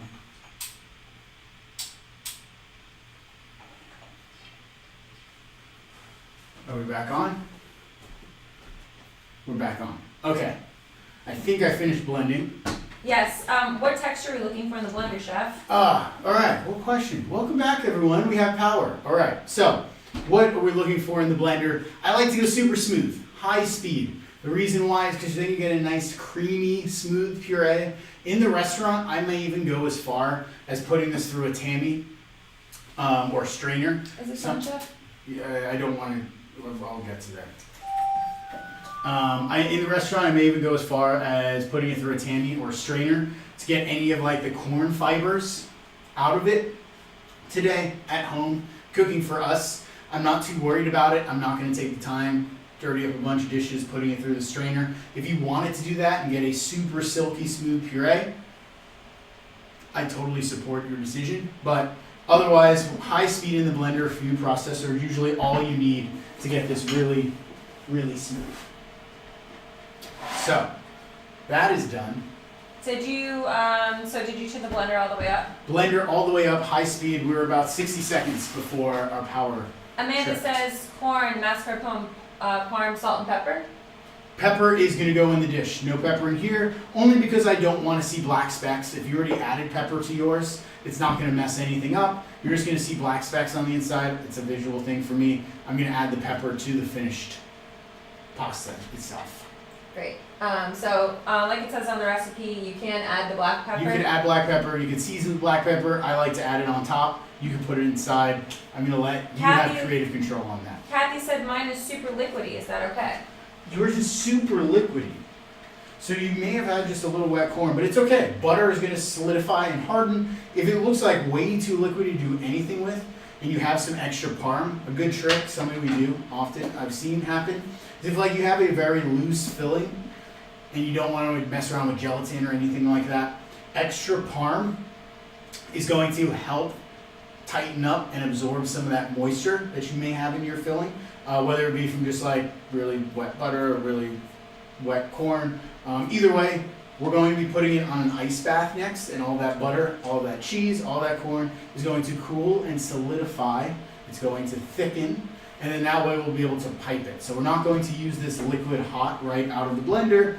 We're going to go into an ice bath here. So I have ice cubes in the water, a bowl sitting on top. Carlos wants to know, white pepper, question mark? Does the recipe say white pepper? or No, just ask if you white want, pepper? yeah. Oh yeah, white pepper would be great. Carlos, if you want to add white pepper. Yeah, Carlos, if you want to add white pepper, I'm all about that. Great call. I'm into it. I like it. So we're going to go puree, whole deal. My bowl's a little wet from condensation, and I don't want to add unnecessary additional moisture, so we're just going to wipe that guy out. Excellent. I think we're done with our whole tray here for now. We'll set this down low. Now we can go all of our filling here into our bowl. Let's get a little switcheroo so we can watch what's happening. So this is our ice bath, this is our corn puree. I'm leaving mine a little chunky here so you can see that's only because I tripped the power and I don't want to do it again. If that didn't happen, I'd probably blend this a little smoother. But you know what? A little texture in our pasta filling, it's not going to hurt anything. It's going to make it very unique. It's going to make it very today. And it's going to be a filling that lives on only for today. But I love the color. I love the smell. I want to just eat this with a boba straw. is one of my favorite things in the entire world. And I'm not just saying that. So we're going on here. I'm just going to clean my hands because obviously you get stuff on your fingers sometimes when you use a blender. Now we're going to go here in our ice bath, stirring everything around until this cools down. It's important with an ice bath, you have ice and water that helps things cool much more quickly and efficiently than just a bowl of ice. Just like with your cooler, if you're trying to cool beverages, water bottles or wine, water and ice works much faster than just ice alone. So, scraping, turning, rotating. Cassie says, was your mascarpone powder or am I seeing things? The mascarpone was It was mixed in with the cheese. Parm. My parm was powder. Yes. Parm was powder, mascarpone and parm were in one container together. I dumped them in at the same time. Yes. And then Paul says, my corn mixture is also too liquidy. How do I cover it? Same thing, add parm. If your corn mixture is too liquidy, even after it cools, you can add extra parm. It's going to be parmy and cheesy and delicious still. If I would cool it first, because butter is liquid at hot temperature, room temperature. As soon as it chills and cools, the corn might thicken, the butter is going to thicken, the cheese is going to thicken, everything's going to get thicker. As you can see, mine has thickened up rather nicely. Now it's like at room temperature. I'm going to continue to mix over my ice bath here, scraping and stirring. I wouldn't necessarily try to add breadcrumbs to this. You could. Breadcrumbs add like sometimes a texture to it you don't normally would want, especially if you're going to use it right away. If you added breadcrumbs and made this filling in advance, it would have enough time to absorb all that moisture. It'll be nice and soft. That would work really well, actually, as an alternative to cheese, if you weren't doing the whole cheese thing. But we're going to continue in our ice bath. Check the temperature. We're still kind of warm here. So we're going to continue to stir and mix. Has anyone tasted this yet? Give it a little taste test. Taste test? Taste test. A little taste test. Highly recommend doing Highly recommend doing the taste But you test. might want to eat the whole thing. Yeah, so with caution. So just use like a little spoon. Like I mean, the on its own, tiniest of spoons. this could be like a totally legitimate side dish, a puree to go with chicken or fish, grilled veggies, anything like that. 100%. I would use it as dressing for a salad. You could use it as dressing for salad. You could toss it with beans or sausage. Could you like add more sugar, or you don't even need it with this corn? But Yeah, if you depending wanted on the to, corn. if you wanted to, could you add like ricotta and make like ricotta corn pie? Because that's what I would do. You could. That would be really good. You can make cotta or corn pie. You need egg in there too, if you really wanted to take this up a notch. Ice And cream, yes, that would be ice great. cream would work. You might need a little egg or a little more dairy. Carol says, can you cool it in the fridge if you're not in a hurry? If you're not in a hurry, 1,000% you can cool it in the fridge. I'm in a hurry just because I don't want to stick this in the fridge and make everybody wait for it to cool. So I'm using the ice bath. Just kind of like a food safe service sort of thing. You don't want to put like a piping hot bowl of anything right into the fridge. It raises the temperature of the fridge. It's dangerous. So I would at least get it down to room temperature. Danger zone. Danger zone. Temperature danger zone, right? We don't want food in the temperature danger zone. So don't just put hot things in the fridge. It ruins everything. Instead, cool it down first and then stick it in the fridge. Bring it to room temperature or just set it on the counter, whatever you're comfortable with. Mm-hmm. But you don't want to immediately put it in the fridge. That's not going to work for you. Danger, danger. Carlos says, is this close to the fresh polenta he made? So this is similar to the fresh corn polenta. It's kind of reverse. So that fresh corn polenta was raw corn kernels in the blender, pureed, and then cooked until thick from that natural cornstarch. So that's why we heated up our corn, activate cornstarch. It's going to help everything nice and thicken. We added our butter in the beginning, so similar but different than that corn polenta I made. But the corn polenta didn't have the mascarpone, so you don't get like that extra fattiness and creaminess that you get here. And then this is usually pureed much more finer than that corn polenta. If anyone doesn't know what I'm talking about, and I keep saying corn polenta, I made a YouTube video. You can find it on my channel.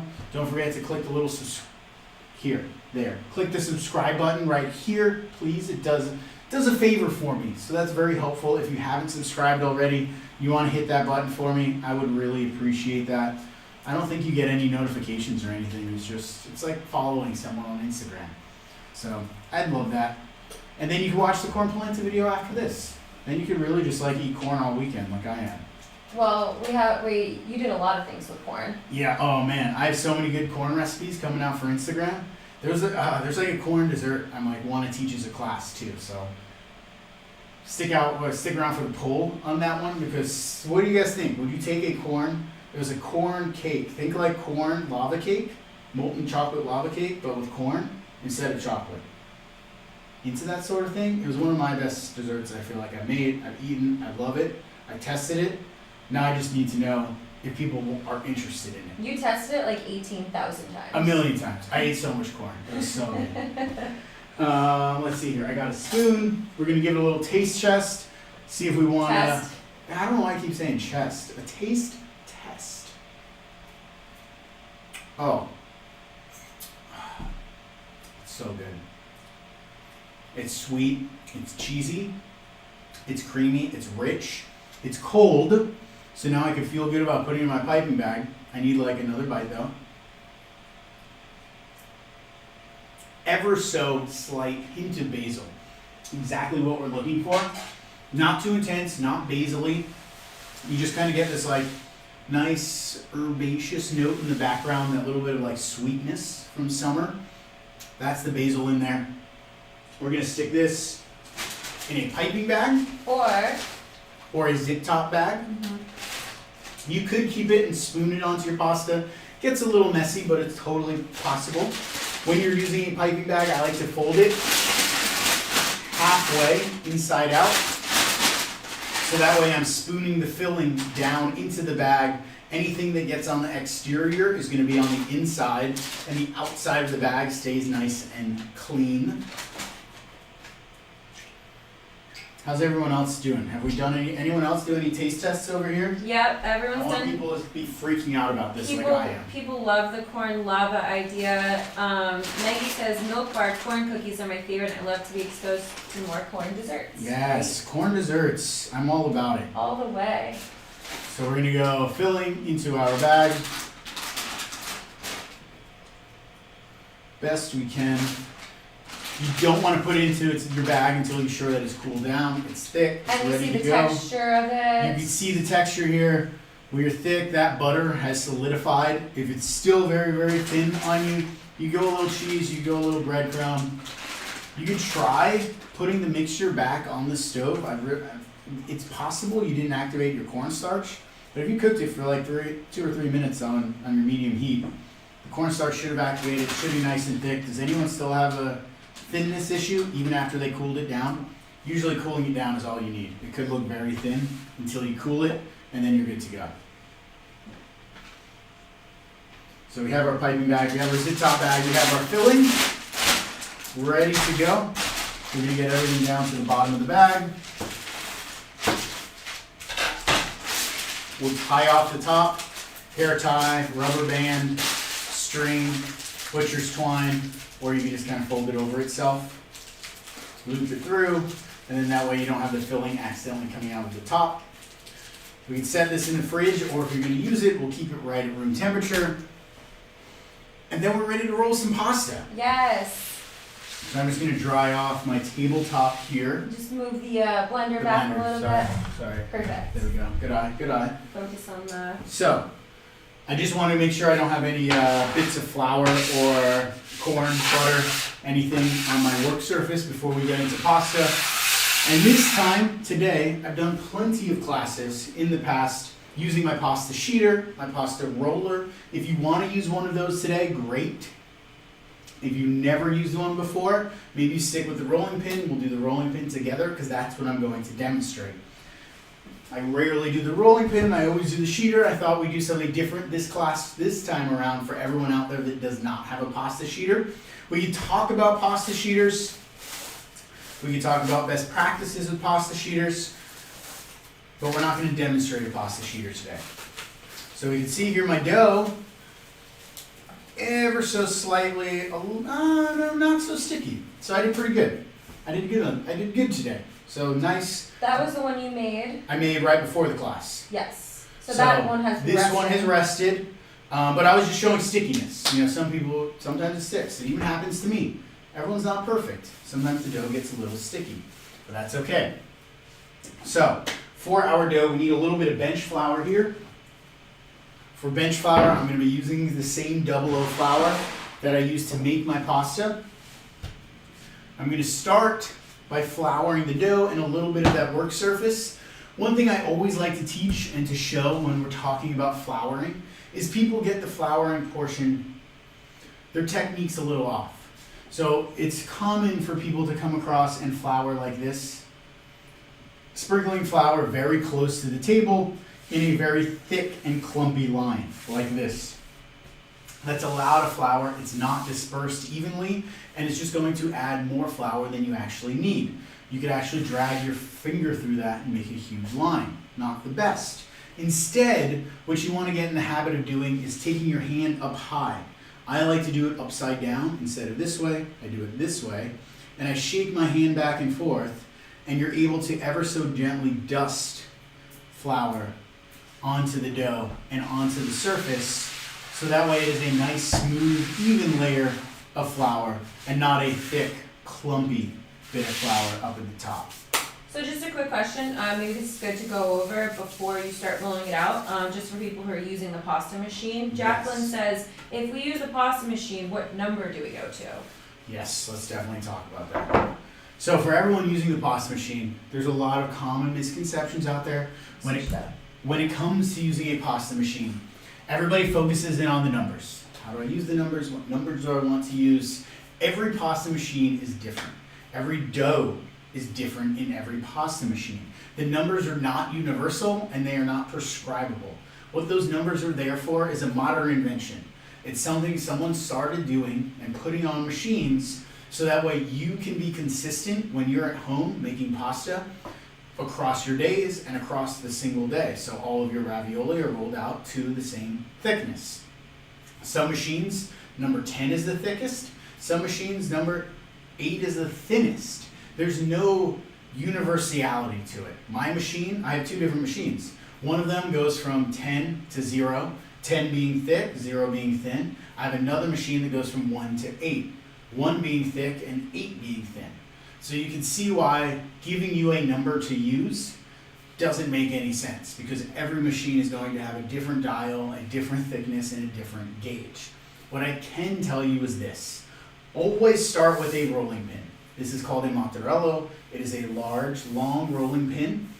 This one is from Italy, but there's actually a woodworker up in Oregon named Bill Anderson. You can find him on Instagram, Wooden Essentials. That does a lot of custom woodworking, and he makes Mattarello very similar to the ones you would find Mattarelli, very similar to the ones you would find in Italy. If you just have a regular sized rolling pin, that's fine too, because you just want to start by rolling your dough out before even putting it into your machine. You need to make sure that your dough is at least as thin as the thickest part of the machine.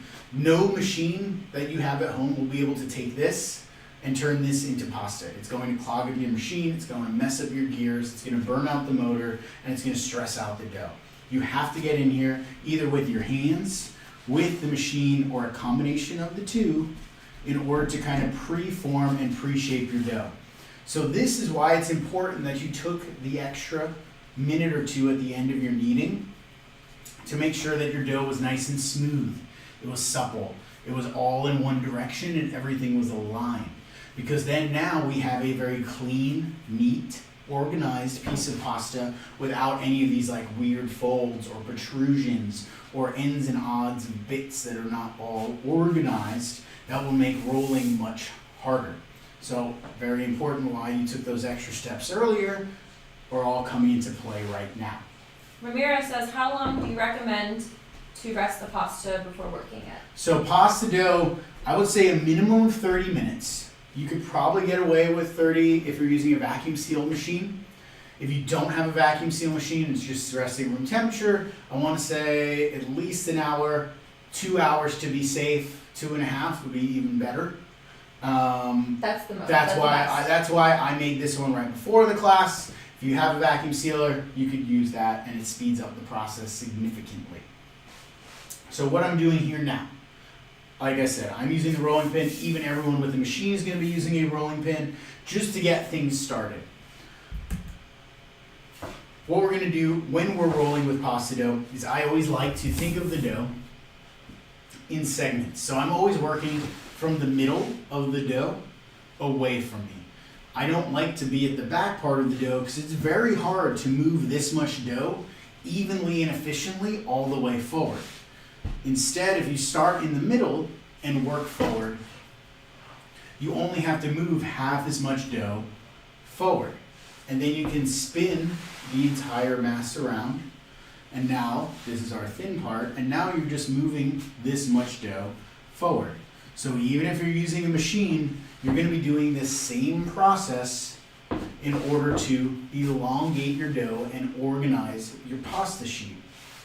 Now I'm going to come in the other direction, starting here in the middle, working my way outwards, elongating the dough, spinning it around now, starting in the middle, and working my way outwards. One thing you don't want to do is think of your pasta dough as a pie crust. Pie dough does not have gluten, and you're not going to treat it the same way as you do a pie crust. What I mean by that is people often with pie will go back and forth like this, pushing in both directions with the same equal pressure, just trying to move dough around. Because that's all you're doing with pie dough, is moving dough around, you're moving butter. Pasta dough is different. You're stretching gluten. And so you want to be efficient and thoughtful with your stretching, which is why I always go from the middle out to the edges, turning the dough as I work. And this is just in the beginning phases. This is so you can keep a nice, even shape as you're working. Now at the same time, pasta dough is manipulable. So if you want to have something more on the size of a rectangle, don't be afraid to come in here and stretch and kind of tell your dough the shape you want to get it in. This, if I were going in a pasta machine, is very close to where I would want it. I have a nice rectangle. I have rectangle, yes. What I would do if I'm using something like a KitchenAid or one of these little hand cranks is I would come with a cutter and split this into two pieces. I would keep this piece in a plastic bag just so it doesn't dry out, and I would focus on this piece in my machine. That way it fits in, it's not too wide, and then you have two pieces of dough to work with. Make sense? But we're not using a machine today, we're using our mozzarella.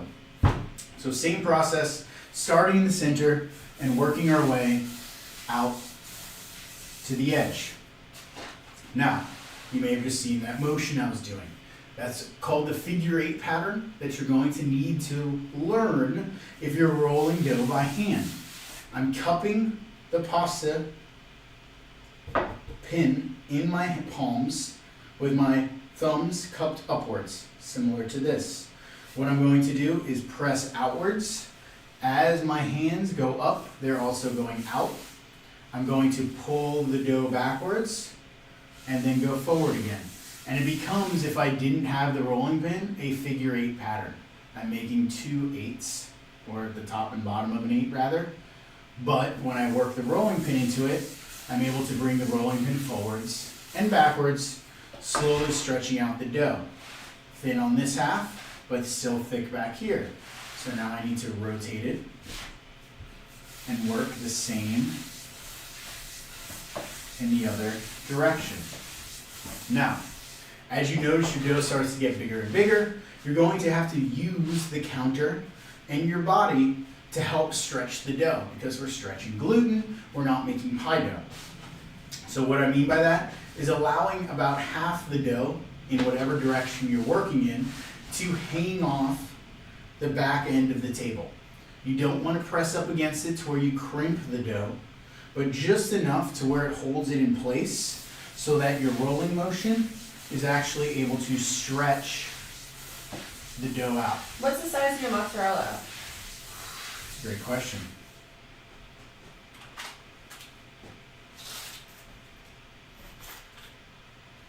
My mozzarella is 40 inches. But you can do it with a smaller one. But you can do it with a smaller pin.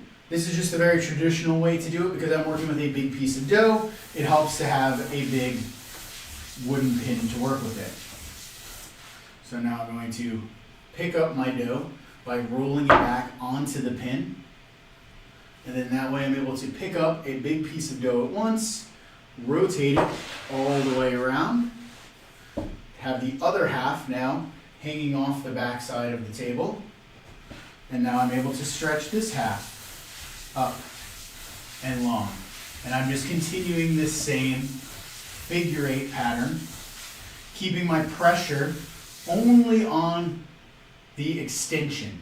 I'm not bringing pressure when I bring the pin backwards because I'm only moving the dough away in order to make it longer.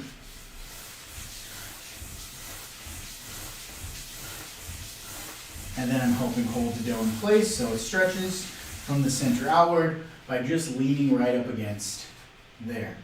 Now I can pick this all up. Now I have a very long piece in this direction, but now I want to work in this direction. Don't be afraid, like I said, to come in here with your hands and kind of help keep a nice, for me, I like a rectangle. There are chefs out there that pride themselves on being able to roll circles. I could roll a circle, but for me a circle isn't as efficient because you end up with trim pieces on the end, extra dough on the sides, versus a rectangle you're able to work in geometric patterns and have much less waste when you're creating your shapes or your noodles. So that's just me personally. If you want to aim for a perfect circle, by all means. So now we're going to come up in this direction from the center, working upwards, stretching the dough. And if you see that it's stretching unevenly, you can change the direction that you're rolling the pin.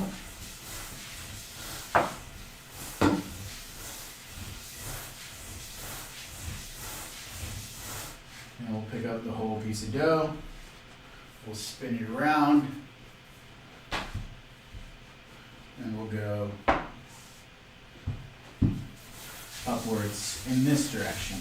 How's everyone doing out there in the rolling world? People on their machines feeling good. People with the rolling pin feeling good. Feel free to add flour as necessary if you notice that your dough is sticking or getting hard to work with. And that's why that little bit of flour is helpful in the beginning. If you feel like you need a little more, you can always add a little more. I try not to add flour unless necessary. And I don't know if you touched on this already, but why aren't you making a circle? So I'm not, did someone ask that? No. I just talked about it. Okay, good. Great. I Just wanted to make sure. I just didn't know if someone didn't hear. No. Just wanted to repeat just in case. And again. So I find a rectangle is a little more efficient in terms of having more usable dough. Alicia says, so but like if you had to say a number for the pasta machine, what would it be? Oh, okay. So probably yes. the second from the thinnest. Yeah, see, Bella knows the answer to this question. So yeah, that's all the time. Yeah. So usually I like to go second from the thinnest. Is a good kind of like gauge, depending on the pasta machine. That's like if you're forcing me to give you an answer. That's like, I would say 8 times out of 10, it works. You could start 2 from the thinnest if you're not sure. And don't be afraid to like roll a little piece out, 2 or 3 from the thinnest, put a little filling in it, fold it over, drop it into your water and taste it. Oh, that's really thick, I don't like that. Okay, I'll go a little thinner. And then cut a full little piece, fold it in half, drop it in your water, taste it. Trust me, I've done it hundreds and hundreds of times. Every time that I make a new shape or a new dough, I'll often do that before making lots of pasta for the whole dinner party. I'll cook off one little piece and make sure that I like it of that dough and filling combination. Another reason that that is not a universal answer is because the thickness of the dough often has to do with the filling that you're using. What I mean by that is if you have a very delicate filling, something like corn or cheese, you often want a thinner dough than if you had a very hearty filling, something like meat or stewed vegetable, something that has a little more chew to it. If your sauce or your ragu that you're putting the pasta with is much more hearty, sometimes you want a thicker noodle. And so, as a chef, it's often better to conceptualize everything in all of its parts and not just go based off of one individual number, because that's how you have to think about food and dishes when it comes to pasta, is how is it going to be served, what is it going to be served with, does it need to be thin, should it be a little thicker, do I want a little bit of extra chew on this, it all makes a difference. Paul's Cooking says, you have a great technique. This is my first time this way. How many times till I get better at it? So I've done this. I learned how to do this. I was a sous chef at Quince at the time, and I was on the pasta station. And Chef Tusk came back from Italy.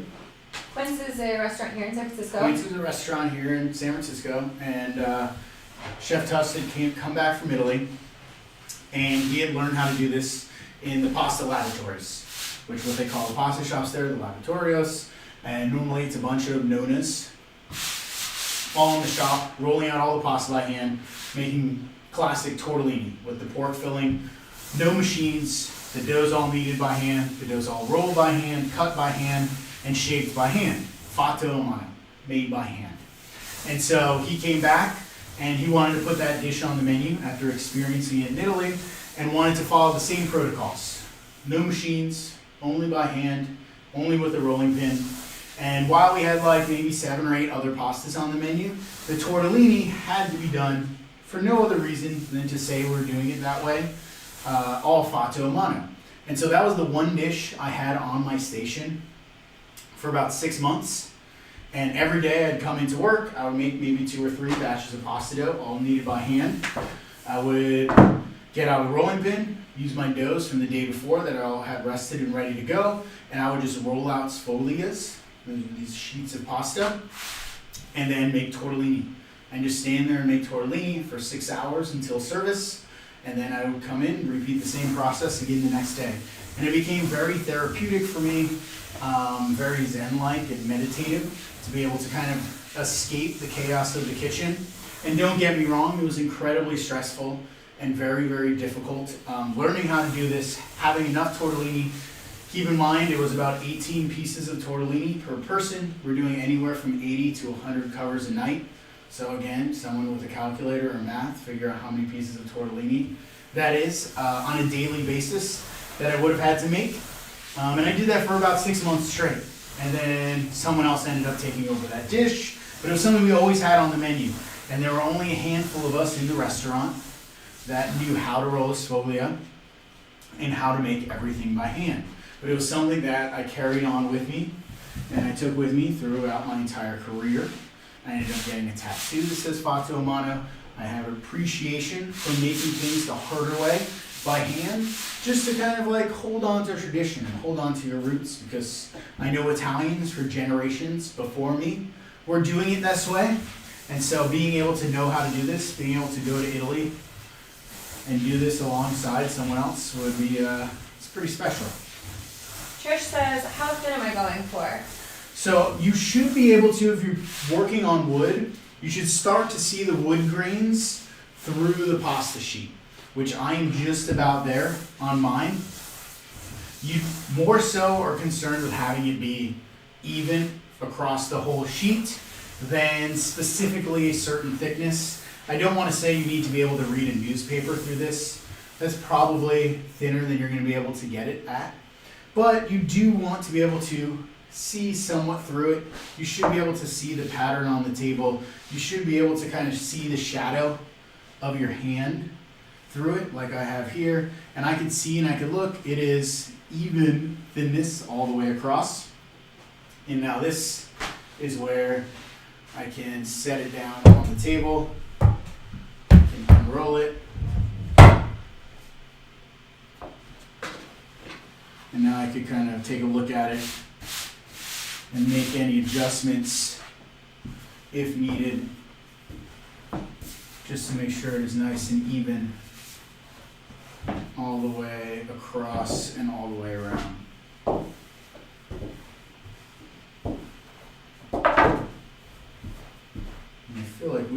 in really, really good. Nice and even. Even thickness. I can see the wood grain all the way through the pasta. I see a bit of this leathery kind of striations here on the dough. Those are all really good signs of the dough curing. You're forming texture on the exterior of the dough. And now what we can do is come in and actually make our pasta shapes. How beautiful that is. Beautiful, right? You can see your hand straight through it. It's like gorgeous. Gorgeous. So. Magic. Magic. So I have my sfolia, my pasta sheet here. I'm going to grab, do I have a knife? I need a pair of scissors to cut open my. We have a question, Chef Joe. Oh yeah, question, hit me. Hannah says, how do you make sure the dough doesn't dry out too much while you're rolling? So if you notice the dough does to dry out too much, what you can do is take your water spritzer bottle and give it a quick little mist. When you're misting, always mist up in the air and not down on the surface of the dough, because that'll just shoot water too close and direct to the dough.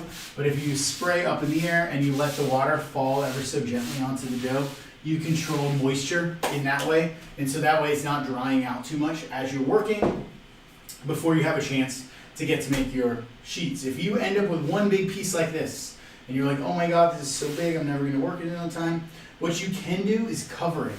So grab some kitchen towels or some of your reusable plastic wrap, and you can cover all of the dough except for this strip up here that you're gonna be working with.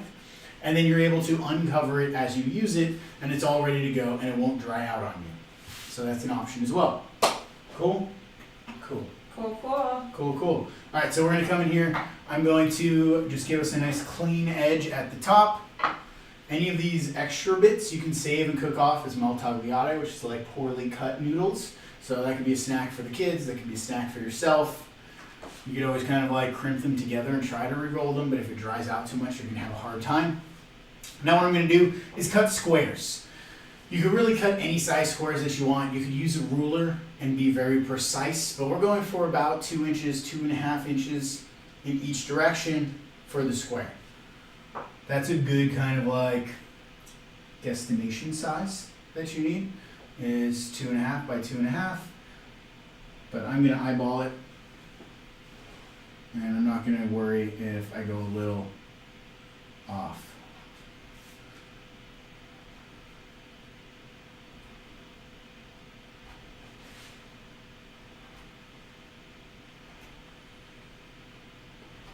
And the same thing, any of these bits we can save on the side and we can cook those off with a little butter and cheese. Oh, mamma mia. So we have let's make sure we can see what we're doing. We have all of our squares here. We're gonna come in with our filling and we're gonna pipe these on, and we'll go through a variety of shapes we can do. And if I'm ahead of you here and you're not ready, don't worry, you can pause the video, you can come back to this part, you can see how to make a whole variety of shapes. You can send me a message on Instagram. You could look at any of my reels that I have on Instagram that I go through making all different sorts of pasta shapes. But we'll do a few here just so everyone can see in real time. So I always like to come in and pipe right into the center of the shape. And the amount of filling is often a ratio to how big the shape is. I like to start somewhere about the size of a quarter, and then I usually stack it about 3 or 4 quarters high. Now if you had bigger squares, you could fit more filling in there. If you had smaller squares, you would use less filling. So again, I'm going to come in with my handy dandy spray bottle here. I'm going to give a light mist over the surface of the dough. That's going to help my dough adhere. I never use egg, brush, or wash to seal my dough. Egg wash is just messy. Any of this excess that would have been egg is not going to get absorbed. It's going to get sticky. Egg also souffles when it cooks. So if you seal the edges of your dough with egg, it's going to puff. It's going to add additional texture and just make your dough chewier and harder than it needs to be when water is already naturally found here, and the water is going to act as a natural sealer for your pasta dough. So we'll start with some very basic shapes, right? We're going to go here, we'll pick up our square, we're going to fold it corner to corner, And we're just going to seal the top all the way down to the sides. Now technically, in theory, you just made yourself a triangoli, which is a type of ravioli. You're totally fine with cooking these off and eating these as is. One thing you do want to focus on is making sure that when you seal and press, that you're combining layers. So what I mean by that is you just folded dough on top of itself. You took what was 1 layer thick and made it 2 layers thick. So instead, you want to make sure that you squeeze this hard enough that your 2 layers become 1 layer. So that way when it cooks, it eats evenly and deliciously. So what we're going to do here now, instead, maybe you don't want to make a triangle. You're like, hey, Joe, that's a little too easy. I want to see something a little more advanced, which is cool. So you're going to take your triangle shape here. You're going to take the flat end that is closest to you. You're going to fold it up and tuck it down, leaving a little bit of that pointy tip sticking out of the front, and fold it over itself. You're going to take 2 of your fingers and press down on each side of the filling, and press and squeeze to adhere. So now you've just folded up and over, and you've created what's known as a casoncelli. This cute little shape with wings and a small little crown. Let's do that again. So we're going to go corner to corner, folding and sealing. You could do this up in the air, you could do this on the countertop. We're going to form and make our triangoli. Now you take the flat back end, fold it up over itself, press down, and now you have your shape with wings. So we do have a question from Alicia, who's using a sheeter. Yes. For those of us holy sheeters, do you have any tips for managing the long sheets? I'm laying cut pieces on a pasta rack, but can I prevent them from drying out? Yes. Yes. So what I would recommend doing, If you're using a sheeter. if you're using a sheeter, thank you, is working with small pieces of dough at a time. So I would sheet out some of it. I would get to the point where it's like, hey, this is getting really, really long. I don't know what to do with it anymore. I don't want to have to I don't have a pasta rack. Where do I put it? I have this long piece of dough. You can fold and dust with flour and fold those individual pieces up. Stick them into a zip top bag or some sort of reusable container with a lid so they don't dry. And then you're only working with a small piece of dough at a time. That way, little by little, you don't have to handle and manipulate a ton of dough at once. Like this big piece here, if I keep talking and demonstrating, it'll probably dry out before I get down here. I'll end up having to use this bottom portion for noodles. I'm okay with that. If I wasn't talking to everyone the whole time, you're working more efficiently, you would get through this whole thing before it dries out, which is why sometimes it's helpful to have something to cover this with, so that way it doesn't dry out. You can do the same thing, or you just work in segments. You cut off a little piece of dough, you roll it out, you have your piece, you make your pasta, then you cut off a little piece of dough, and you're working in little small portions at a time, and that way it just becomes more manageable. So we're going here where we're mid-casoncelli making, which are one of my favorite shapes. Oh wait, one more question. Yeah. Morgan says, sorry if this is delayed, I've paused. How do we know if our dough is too dried out and how to craft? Okay. Morgan is asking to know if your dough is too dried out. I imagine you mean like while you're sheeting it. So if you find like your dough is very dry while sheeting it, you could use your spray bottle to add a small layer of moisture to the surface of your dough. That'll help hydrate it. Give it a second to absorb that bit of water, and that'll help. If it gets to the point where it's like cracking and tearing, and every time you fold it, it just splits, there's no recovering there. You just let it dry out too much. You could cook it off as just like torn, ripped pieces of noodles, which is delicious. It's fine. There's nothing wrong with it. It's just you're not going to be able to form it. It's no longer manipulable into shapes that are filled. So 2 different options. If that ends up happening to you and you just end up with a bunch of poorly cut multigliati, you can take this, you can toss it in a saute pan after it's cooked with some of your pasta filling, and you just have like this creamy inside out pasta corn yummy goodness that's still going to be delicious, and you still made pasta from scratch by hand, and you should be proud of yourself because I'm so incredibly proud of you for getting this far along the way. And then for the next time, you just work in smaller batches.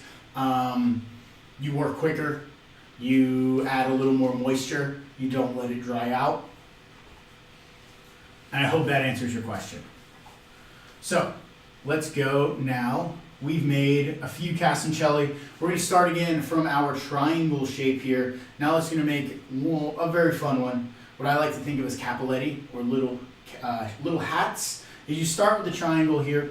What we're going to do is use our thumb and press up into the middle, bringing the two tails towards each other. I like to do this down on the table so that way it sits nice and flat. You bring the two tails and overlap the tails so that they're sitting on top of each other. See? Together. Now overlapped. Then you'll squeeze to seal those two flaps. And now you have this cute little boat or hat known as a capelletti. So we could do that again. Starting here at a triangle, we'll go corner to corner. Seal the edges, making sure to squeeze tight enough to bring everything together. We're going to press up in the center, bring those two tails together, overlap them, press and squeeze. And then as a variation, you come in with your thumb and boop down that little middle, and you have a very similar but different style of shape, all because you just press the middle down onto itself. So we can do that one more time. Corner to corner. Start as a triangle. Press up. Overlap the two tails. Squeeze to seal. And then you can boop down in the middle, and you have that cute little crown with the cap. So, well, let's make, now that we've kind of mastered that maneuver, we can do what's known as a tortellini. A little more complicated, but still kind of similar in that same vein. So what we're going to do is a tortellini you make up in the air. Hard to make on the table, but we're going to do it. What we're going to do is pinch both edges together and kind of elongate these sides here. So we have a shape where as you pull those two edges, you're almost starting to form that crown right around the filling, like so. We're going to press up into the middle, wrapping those two edges down around our thumb. So now we have that elongated shape. Our thumb is pushed up into the belly, starting to form that classic tortellini shape. Now we can switch this over two of our fingers. We're going to grab those two bottoms and overlap them down underneath. We can press and squeeze them together to create a nice seal. And then what we're left with is the classic tortellini, what some people might call the king of pasta shapes. I don't know. One of my favorites, and the shape that... Or the queen of pasta shapes. Or the queen of pasta shapes. Thank you. I didn't mean that in a... No, don't worry. I'm just kidding. I meant that in a non-gender specific top of the echelon. Male, female, or them pasta shape that is at the top of the leaderboard. So we'll do that again. We'll go edges, corner to corner here, pinching, pressing up in the middle, stretching the dough, elongating it over our thumb. Now we'll switch and go over two fingers, bringing those two bottoms down underneath, twist and squeeze to seal the bottom. And we end up with a beautiful shape known as a tortellini. So I'm accidentally leaning on my sfoglia here just to make sure we don't get too lost in what we're doing. So we'll do that again.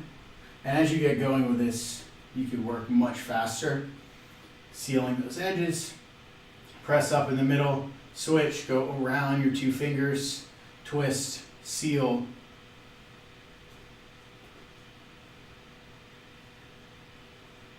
and press. And you kind of find your motion and your pattern and your rhythm through the whole thing. And don't worry, we're making pasta shapes here. Nothing needs to be perfect. I think with every single time I do this, I'm never going for perfection. I'm just trying to go for progress and get a little bit better every time that I get through all of this. And so I encourage everyone to treat this the same way. It doesn't need to be perfect. It's still going to be delicious. And as long as you're having fun and not stressing out, it's going to taste good. You're putting good energy into this. That's what's important when you're making pasta. Ramiro Question. Ramiro says if I have to storage for some hours before the cooking, should I storage in the fridge or at room temperature? So, Romero? Yes. Romero is asking about storage for before cooking. He's not going to cook right now. So what I would normally do is put this onto like a baking tray, parchment paper, a little bit of semolina flour, and then my pasta. I will leave it uncovered in the fridge. The cold air from the fridge is going to help kind of dry out the surface of the pasta. It's going to keep the filling from melting and hydrating into the dough, especially if it's somewhere humid and it's hot outside. You want to keep your pasta as chilled as possible. Keep in mind that fridges, though, can be very moist. There's lots of condensation inside of there. So being mindful, not putting an airtight lid on it, watching your dough. If you're going to leave it in there overnight, I might cover it with a dry towel, just kind of like draped over the top, so that way it doesn't dry out too much and start to crack just from that cold air circulating inside of the fridge. And so, you don't just want to put it in there and forget about it. You put it in there and you check on it, you make sure it's okay, you make sure it's not sticking, you might need to move them around or put them in a different part of the fridge. But you start to learn your own fridge and you'll find the best places that you can keep it. Ideally, I keep a stack of like fresh pizza boxes that I just break down, cardboard that sit flat.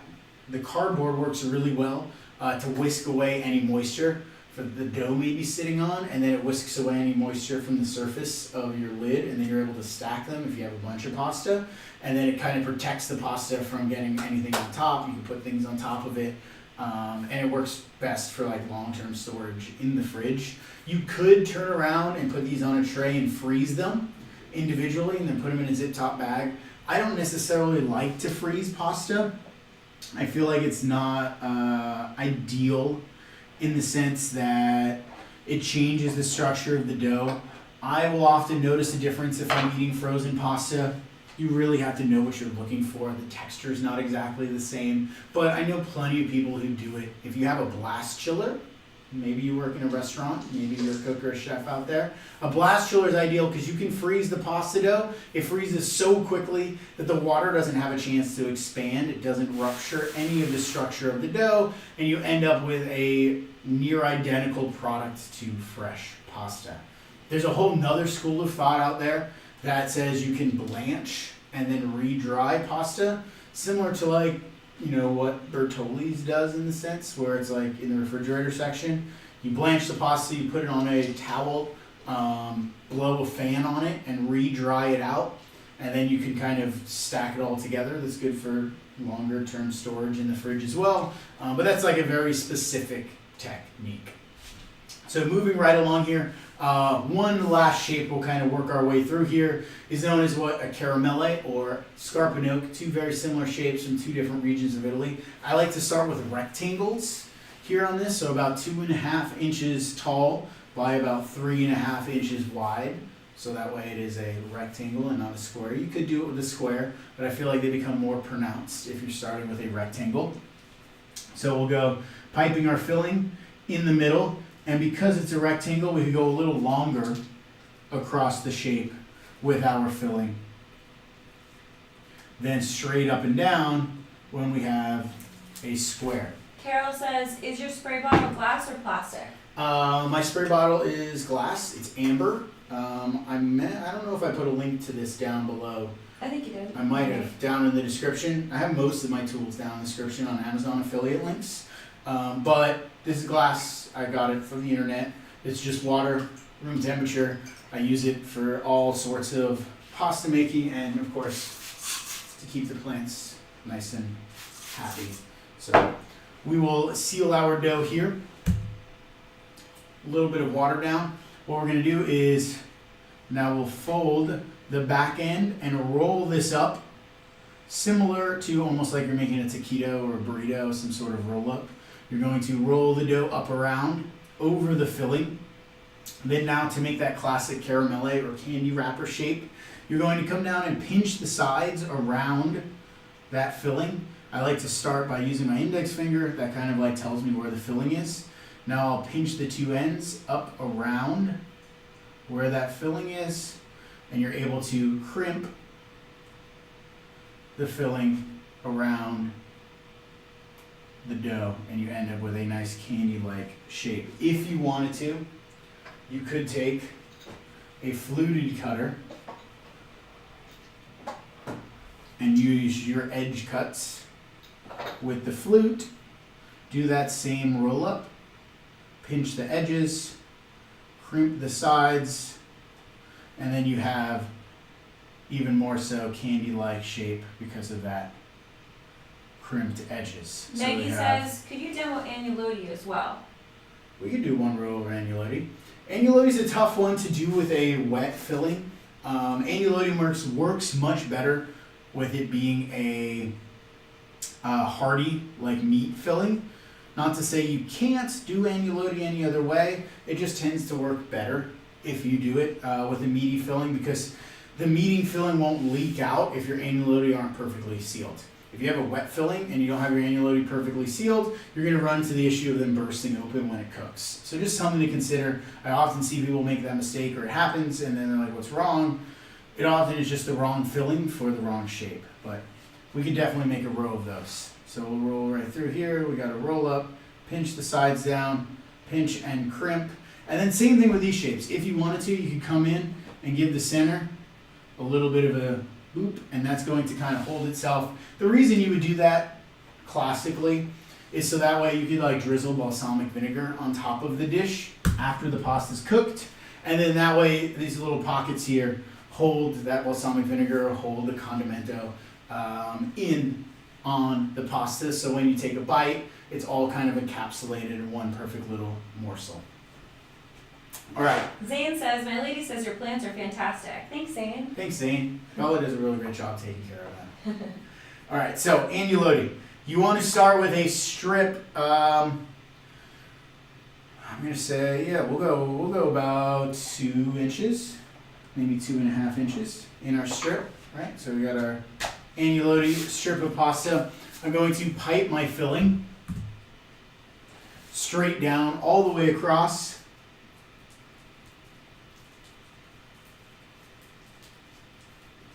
On my strip, leave myself a little room on each end.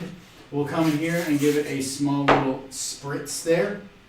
Now we're going to take the back end. My filling was piped directly in the center. I'll take the back end. I'm going to fold it up over itself. And I want to make sure that I keep the filling as close to this back end as possible. So I'm not capturing any air behind the filling, and the filling is right up against the pasta. Now I'm going to come in with my thumb, and I'm going to press the front of the filling right up against the dough, creating a long channel with no air inside. So that way it is dough directly right up against the filling all the way down. Next I'm going to come in and I'm going to do my little pinches, because agnolotti del plin means pasta with a pinch. So what we're going to do is come through and pinch each of our individual pieces of agnolotti. You can make them as wide, as long as you'd like. If you put more filling into them, they're going to be a little fatter. If you put less filling in there, they're going to be a little more petite. So I'm going to use my thumb and index finger coming down on each side. I'm going to press and squeeze and also bring it together. So I'm pressing, squeezing, and kind of pressing together. That last press together is helping pop the belly out, so it has that classic agnolotti kind of bulge, and it doesn't just stay as a flat individual tube. As you're pressing and squeezing, I'm working any I'm working any filling or air that's trapped inside of the pasta all the way down the entire length, all towards that one end. So we're pressing and squeezing, working our way all the way down. Now, if I'm working on a non-wooden surface, it's helpful to kind of lift this up just to make sure nothing is sticking, because you don't want your pasta to stick. And then we'll come in with our classic fluted edged cutter. Now, something to keep in mind, these fluted edge cutters are made to roll on wood. They do not do a very good job rolling on tile, marble, stainless steel, pretty much anything else besides wood. For whatever reason, if you try to take this and you have a piece of metal or marble or tile or stainless steel and you try to cut across that, the roller has a very hard time gripping the dough, and it'll sometimes won't cut through, it'll sometimes get bunched up, and it just doesn't work as well. Cutting on wood, you often don't have that problem, and the roller works exactly as it should. So if you've always made agnolotti on marble and you've wondered why you've always had a problem with it, you gotta try it on wood, you gotta get it on a cutting board, give it a try, and you may be surprised on how good you are at making agnolotti, and it was just the work surface and totally out of your control. So I'm gonna cut off one end.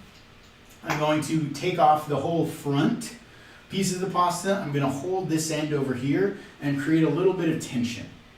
This little bit of tension as I'm rolling the cutter down the row helps make sure that the dough doesn't stick to itself, it doesn't bunch up. You're able to remove that whole strip. Now you can come straight through and roll. And I like to kind of, with my thumb, help pick up and roll as you go through each individual piece.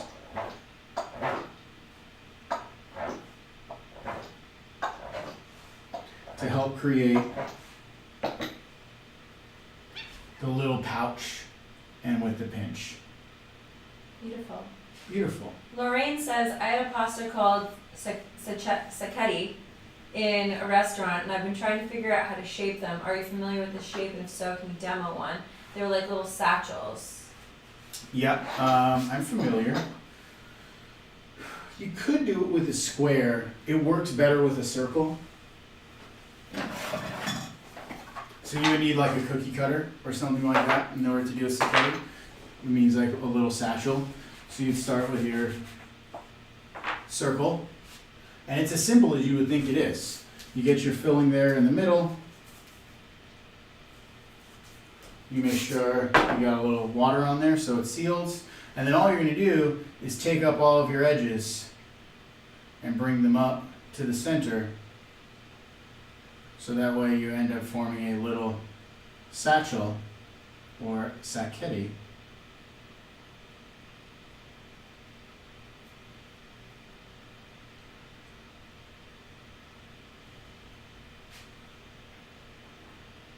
Around your dough or around your filling.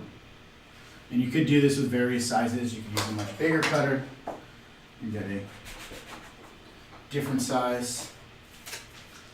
Paul says, what's the best way to either prevent or recover when filling comes out of finished shapes? One thing you could do if your filling is coming out of your finished shapes is to get make sure you have enough moisture on there, that they're actually sealing well enough. It could be that you're not pressing hard enough, or that you're using too much filling for the size shape that you have going on. So it's possible that you're squeezing too much filling into a particular shape for that size of dough that you have cut, so you can use less filling. You can press harder just to make sure you have a good seal on it. If it's something like agnolotti have a very hard time sealing just from the nature of the shape. So if you notice your fillings coming out of those, that's why a hearty meat filling is often used for agnolotti and not a creamy corn filling, because creamy corn comes out and hearty meat does not. And I think we're ready to cook our pasta. Yes! So I'm going to make sure my water's up here to a boil. I have this last piece of dough right here. Let's do this. I'm going to cut this off. Add this to my pile of tagliati. Over here to the side. Good, good, good. Now I have all of this piece of dough. Let's do this. Let's get a little bit of flour on here. And what we can do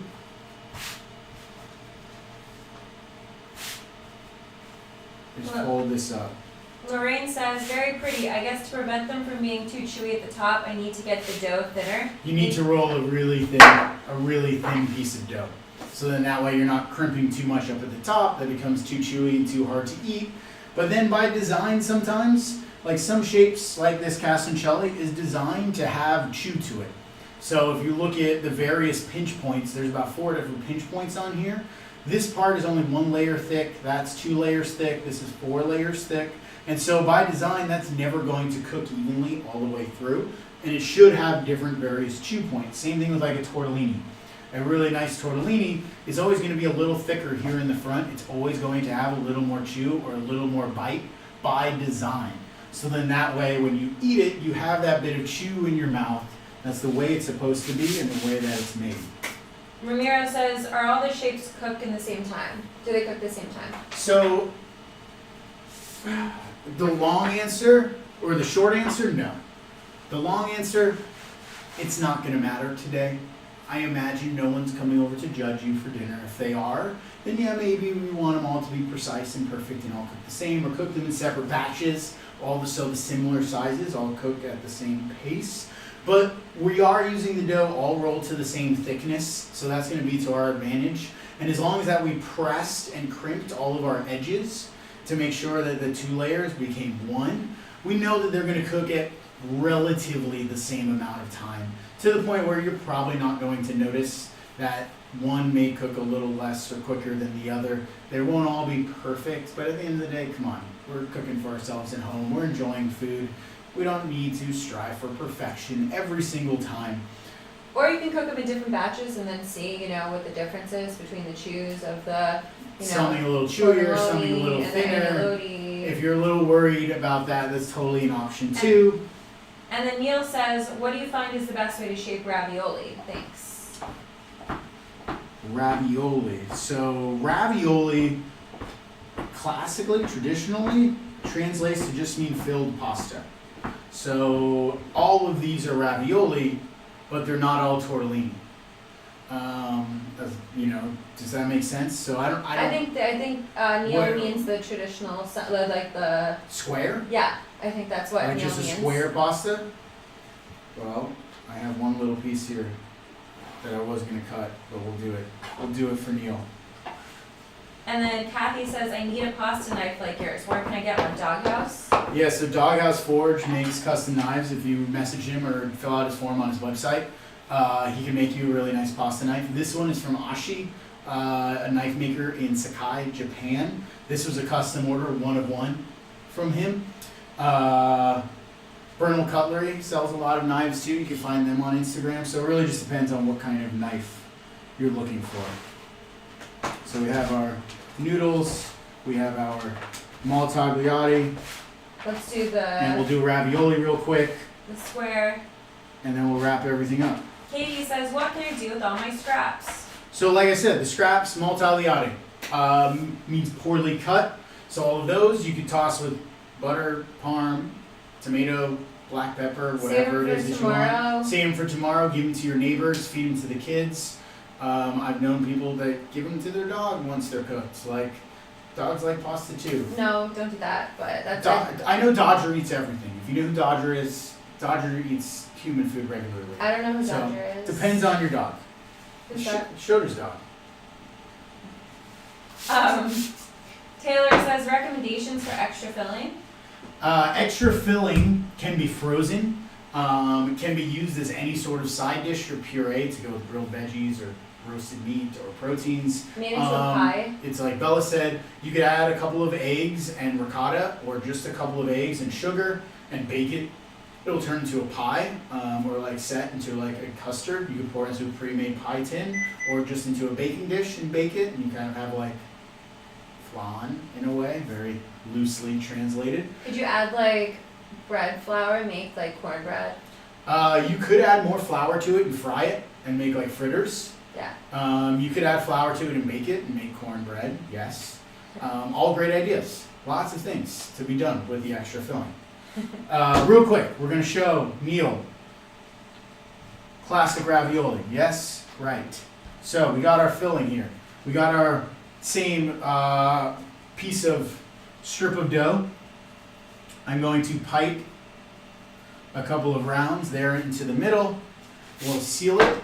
We're going to take the back half, fold it up over itself. Now we're going to come and, similar to our agnolotti, we're going to seal, working our way down all the way across. So using the edges of our fingers, not the pads of our fingers, because our edges are much firmer and harder and better for sealing things. So I'm going to use the edges of my thumbs or the edges of my index finger to go around the filling, sealing right up against the filling on each individual piece, working my way down, starting at the top, then the side, then the top, then the side, so that way any air trapped gets pushed out of the dough. Then you can come through with your cutter and you'll just cut the side, you'll cut the top, and then you could come through and cut each individual ravioli. Beautiful, huh? So lovely. Let's jump up here. And now let's cook some pasta. So we can cook some pasta and we all see what's happening. Boom, boom, great, awesome. So we're over here, excellent. We're at our water, we have our work surface, boiling water. With our boiling water, now we can add our salt, right? So, let's go like this just so I can talk and see. So now we're going to add our salt to the water. How much salt do we add depends on how much water we have here, how long our pasta is going to be in the water. Ideally, you want it to taste like a well-seasoned soup. You don't want it to be salty like the sea. You don't want it to be under-seasoned. You don't want it to be over-seasoned. You just want it to taste good. Think of that. Where's my salt? Think of that. You want a well-seasoned soup. You just want it to taste something like it's delicious. So whether that be 2 pinches of salt, 3 pinches of salt, 3.5 pinches of salt. It really depends on the brand of salt that you're using, the type of pot that you have, how much water there is. All of those different factors are going to come into play. But when in doubt, dip a spoon in there. Give it a taste. That's allowed, okay? Not salty like the sea. Not salty like the sea. If you ever heard anyone say that, you're allowed to tell them they're wrong. So now we can grab our pasta. I'm going to do a whole mix here. We'll do a little bit of everything.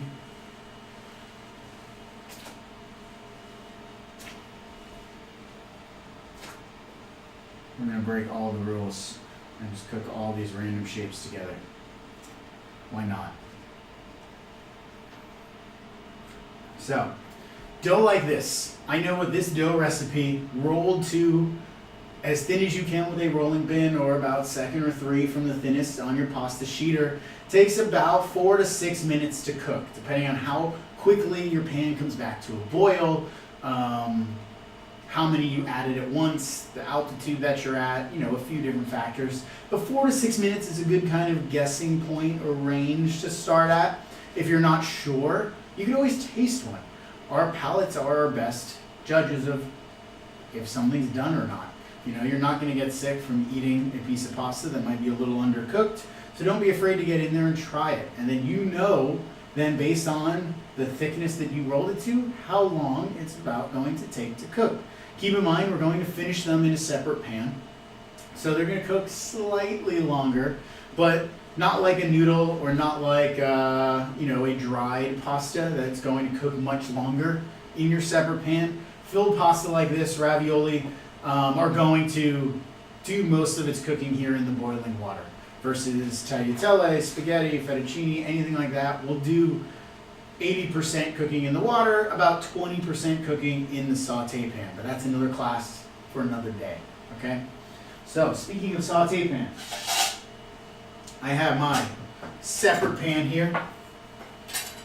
This is where I'm going to catch all of my pasta. I'm going to emulsify together, creating a sauce with my butter, with my pasta water, with my corn kernels, with my black pepper, and this is going to be what brings our entire dish together. Where is did I not bring it? What are you looking for, Chef? My spider. I don't think you brought it, Chef. Sorry guys, I'm sorry. Pasta's cooking, everyone's pasta's cooking, I need my spider.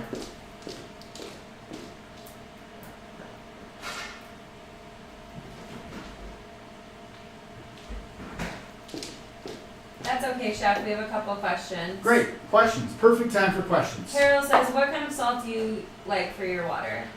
Great question, Carol. I use exclusively Diamond Crystal kosher salt. That's not sponsored. That's just by nature of every restaurant I've ever worked in. We only use Diamond Crystal kosher salt, and it has to do with the muscle memory sort of thing. So I know when I pick up a handful of Diamond Crystal with my eyes closed, I don't even have to look at it, and I know what that's going to taste like based on how it feels in my hand. I can't do that with Morton's. I can't do that with any other brand of salt. But I can do that with Diamond Crystal because I've used it long enough and over and over and over. So that's why it's very hard for me to tell people in a measurement amount how much salt to add to something. Because if you're using a different brand, it's going to be a different number. It's going to be a different amount of grams. It's going to be a different amount of tablespoons. It's not universal because Morton's, iodized, every other brand is a different salinity compared to Diamond Crystal. So that's what I always like to use. If you're not using one consistent salt, I highly encourage you to get a box of Diamond Crystal and change your life forever. And then Hannah, I believe we answered your question. Is there a benefit to waiting until the water is boiling to add the salt instead of adding it to cold water? Yes, 2 reasons why we wait is because salted water takes longer to come to a boil than unsalted water. That's like science or something. And then the other reason is if you add it early and your water evaporates, your water is going to get too salty. So I wait till right before I'm about to use it, and then it's ready to go. So we're going to grab all of our noodles now, right out of the water. They're floating. They've lightened up in color a bit. I can usually tell by the way they look on the surface when they're done. It's been about 4.5 minutes they've been in the water. Let's make a little room here. So we're going to bring them back onto the surface of the pan. I'm going to grab, let's say, 2 ounces of my starchy pasta water and bring it here with the pan and my pasta. If you add accidentally too much water, that's okay. You could boil this and evaporate that water. It's hard to kind of know exactly how much water to add because it's going to depend on how big your pan is, how much pasta you have in there, a few different things. So it's helpful to kind of like have your pasta water on standby and not just dump it into the sink and it all goes away forever. So I like to have it in the pan. Liquid gold. White gold. White gold is what we call it in the restaurant. That's Maggie says, why is Diamond Crystal so hard to find on the consumer side? I don't know the answer to that.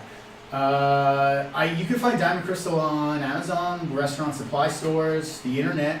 It might be hard. Sometimes it's hard to find in Whole Foods. So like consumer side. Yeah. But yeah, you can find it on the internet these days, just about everywhere. But I don't know the answer.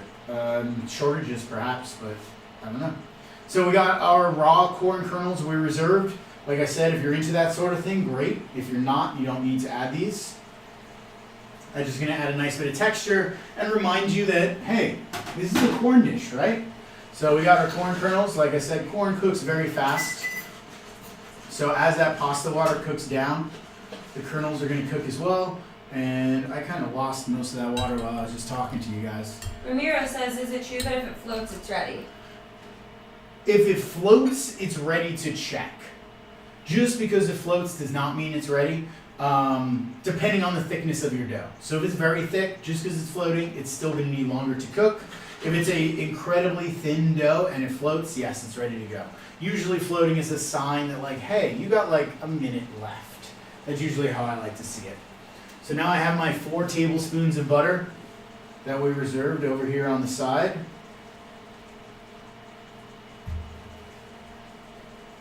We're going to swirl over high heat our butter, our pasta water, and our corn kernels all together. And what we're doing is creating an emulsion or a pan sauce. So the trick to a pan sauce is proper heat management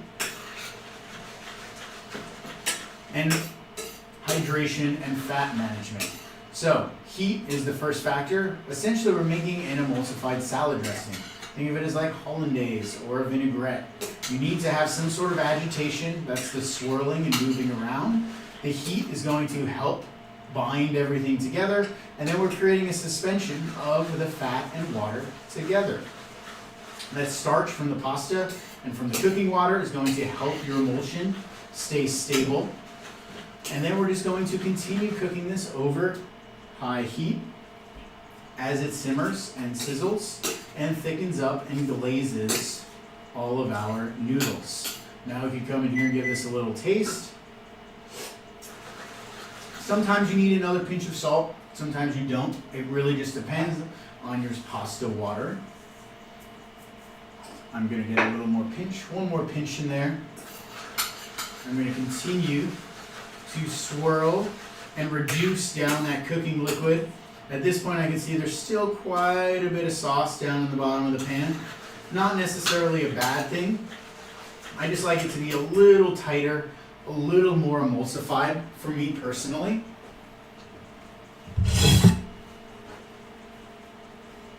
I have my plate here ready to go.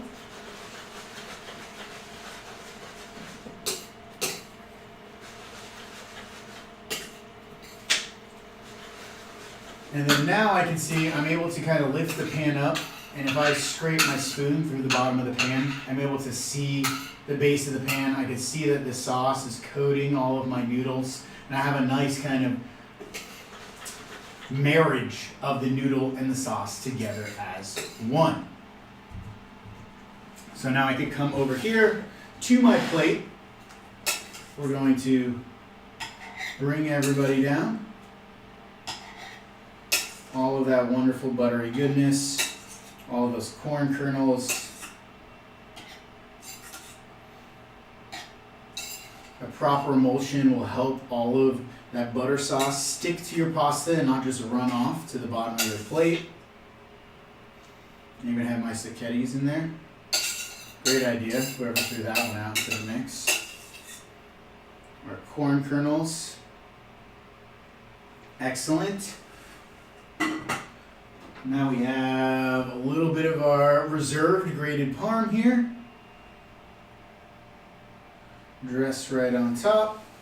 Last but not least, I think some black pepper is a really nice addition for this. It kind of helps cut through all that richness and sweetness from the butter and the corn and everything else we got going on. Freshly cracked right on top. Not necessarily for spice, but just kind of like to add that like pungency you get from the black pepper. And then I have my beautiful basil leaves that I picked off of those sprigs from earlier. We're going to use these as garnish.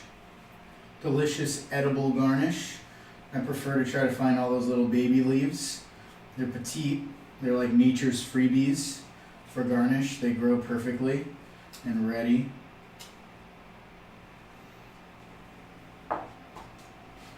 And my friends, my pasta people, we just made a plate of beautiful corn pasta, right? It's the peak of the summer, right? It's about the peak of the summer. One of my favorite things in the entire world. Shall we get in here for a taste test, huh? I think it's time for a taste test. I'm gonna go for a taste test.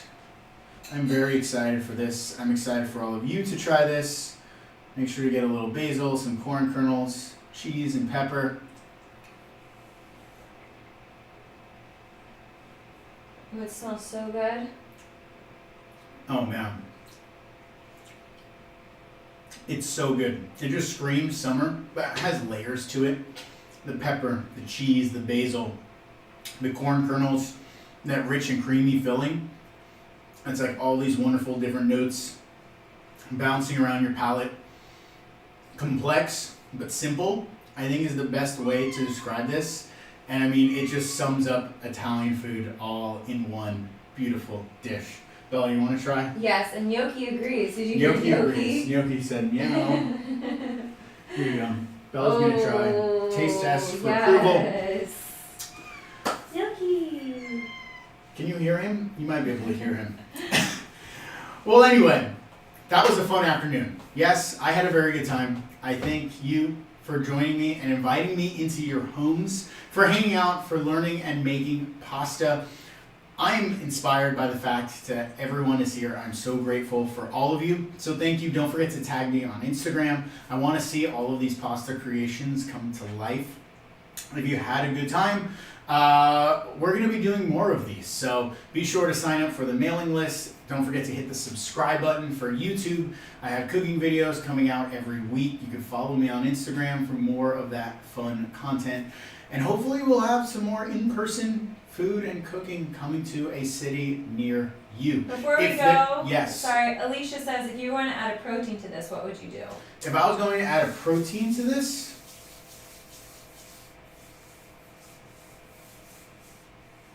I mean, I feel like some confit chicken thighs, like shredded, would be really good. Some sausage, like a very light, mild sausage could be really good.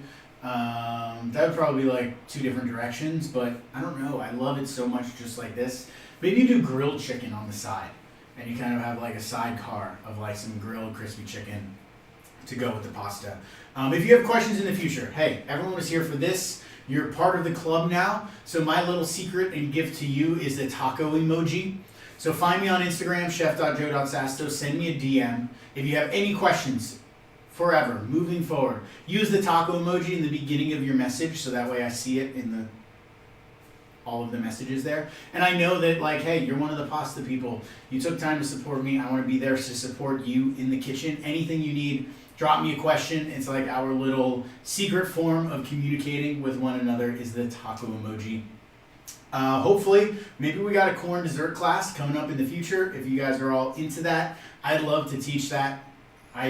The recipe I tested about 20 times, like Bella said, and I think it is ready to share. And shout out to Bella for all of her help, as always, helping put this whole thing together and running the behind the scenes. Thanks, everyone. We'll take time to answer questions. Yeah, and now if you need to go, by all means, enjoy your day. Thank you for joining us. I love each and every one of you. And if you have any more questions, I know there's a slight delay. Yep. BW says, what are your thoughts on finely ground cornmeal or masa and pasta dough? Great question. Cornmeal, finely ground masa. I did a dinner with Claudette Zapata down in San Diego, and she's like, if you don't know who she is, I like to think of her as like the authority on Mexican culture, cuisine, cooking, anything. Like, I don't even bother Googling questions anymore. I just text her because she can tell me so much more information than the Google can. And so I did a dinner with her, and obviously masa, corn, harina is a very like culturally significant ingredient in Mexican food, and so she was able to source this really special heirloom variety of like finely ground masa for me, and I worked it into a pasta dough that I did a dish there at a collab dinner at her former restaurant she was working at, and so I think it's awesome. I'm totally into it. I've never done only corn flour for pasta dough, but I've done like a combination of corn and 00 and egg, and it was very, very nice. A couple suggestions for the next class: wine sauces and other sauces for pasta should be one of your next classes. We haven't done that one in a while. Yeah, we haven't done a sauce class in a while. If you're interested, if we don't end up doing a sauce class and you're still very interested in a sauce class, all of my previous classes are available on demand on the Chef's Feed app. You can sign up for them and you can get it. We did a whole sauce class, I think like 8 or 9 different pasta sauces, and no pasta making. We cooked the pasta in each sauce, but we did like carbonara, vodka sauce, pesto, like aglio e olio. We did all sorts of crazy stuff. So if you're looking for that, send me a message and I can send you the link so you can get access and you can learn all about all of the different sauces hanging out with us. And that one's in a different location, so special class. Yeah, I think that's all right now. And I think that's it for now. Gnocchi, you want to say bye? Does he want to say hi or is he going to be shy? He's not Sometimes being he's shy. camera shy. Come here, baby. Say bye to everyone. Gnocchi, come say bye. This is Gnocchi. Gnocchi, say goodbye. Say bye, everyone. Bye, everyone. Yay. See you. Thanks for joining. Thanks, everyone. Thanks, everyone. Have a great day. Bye. See you soon.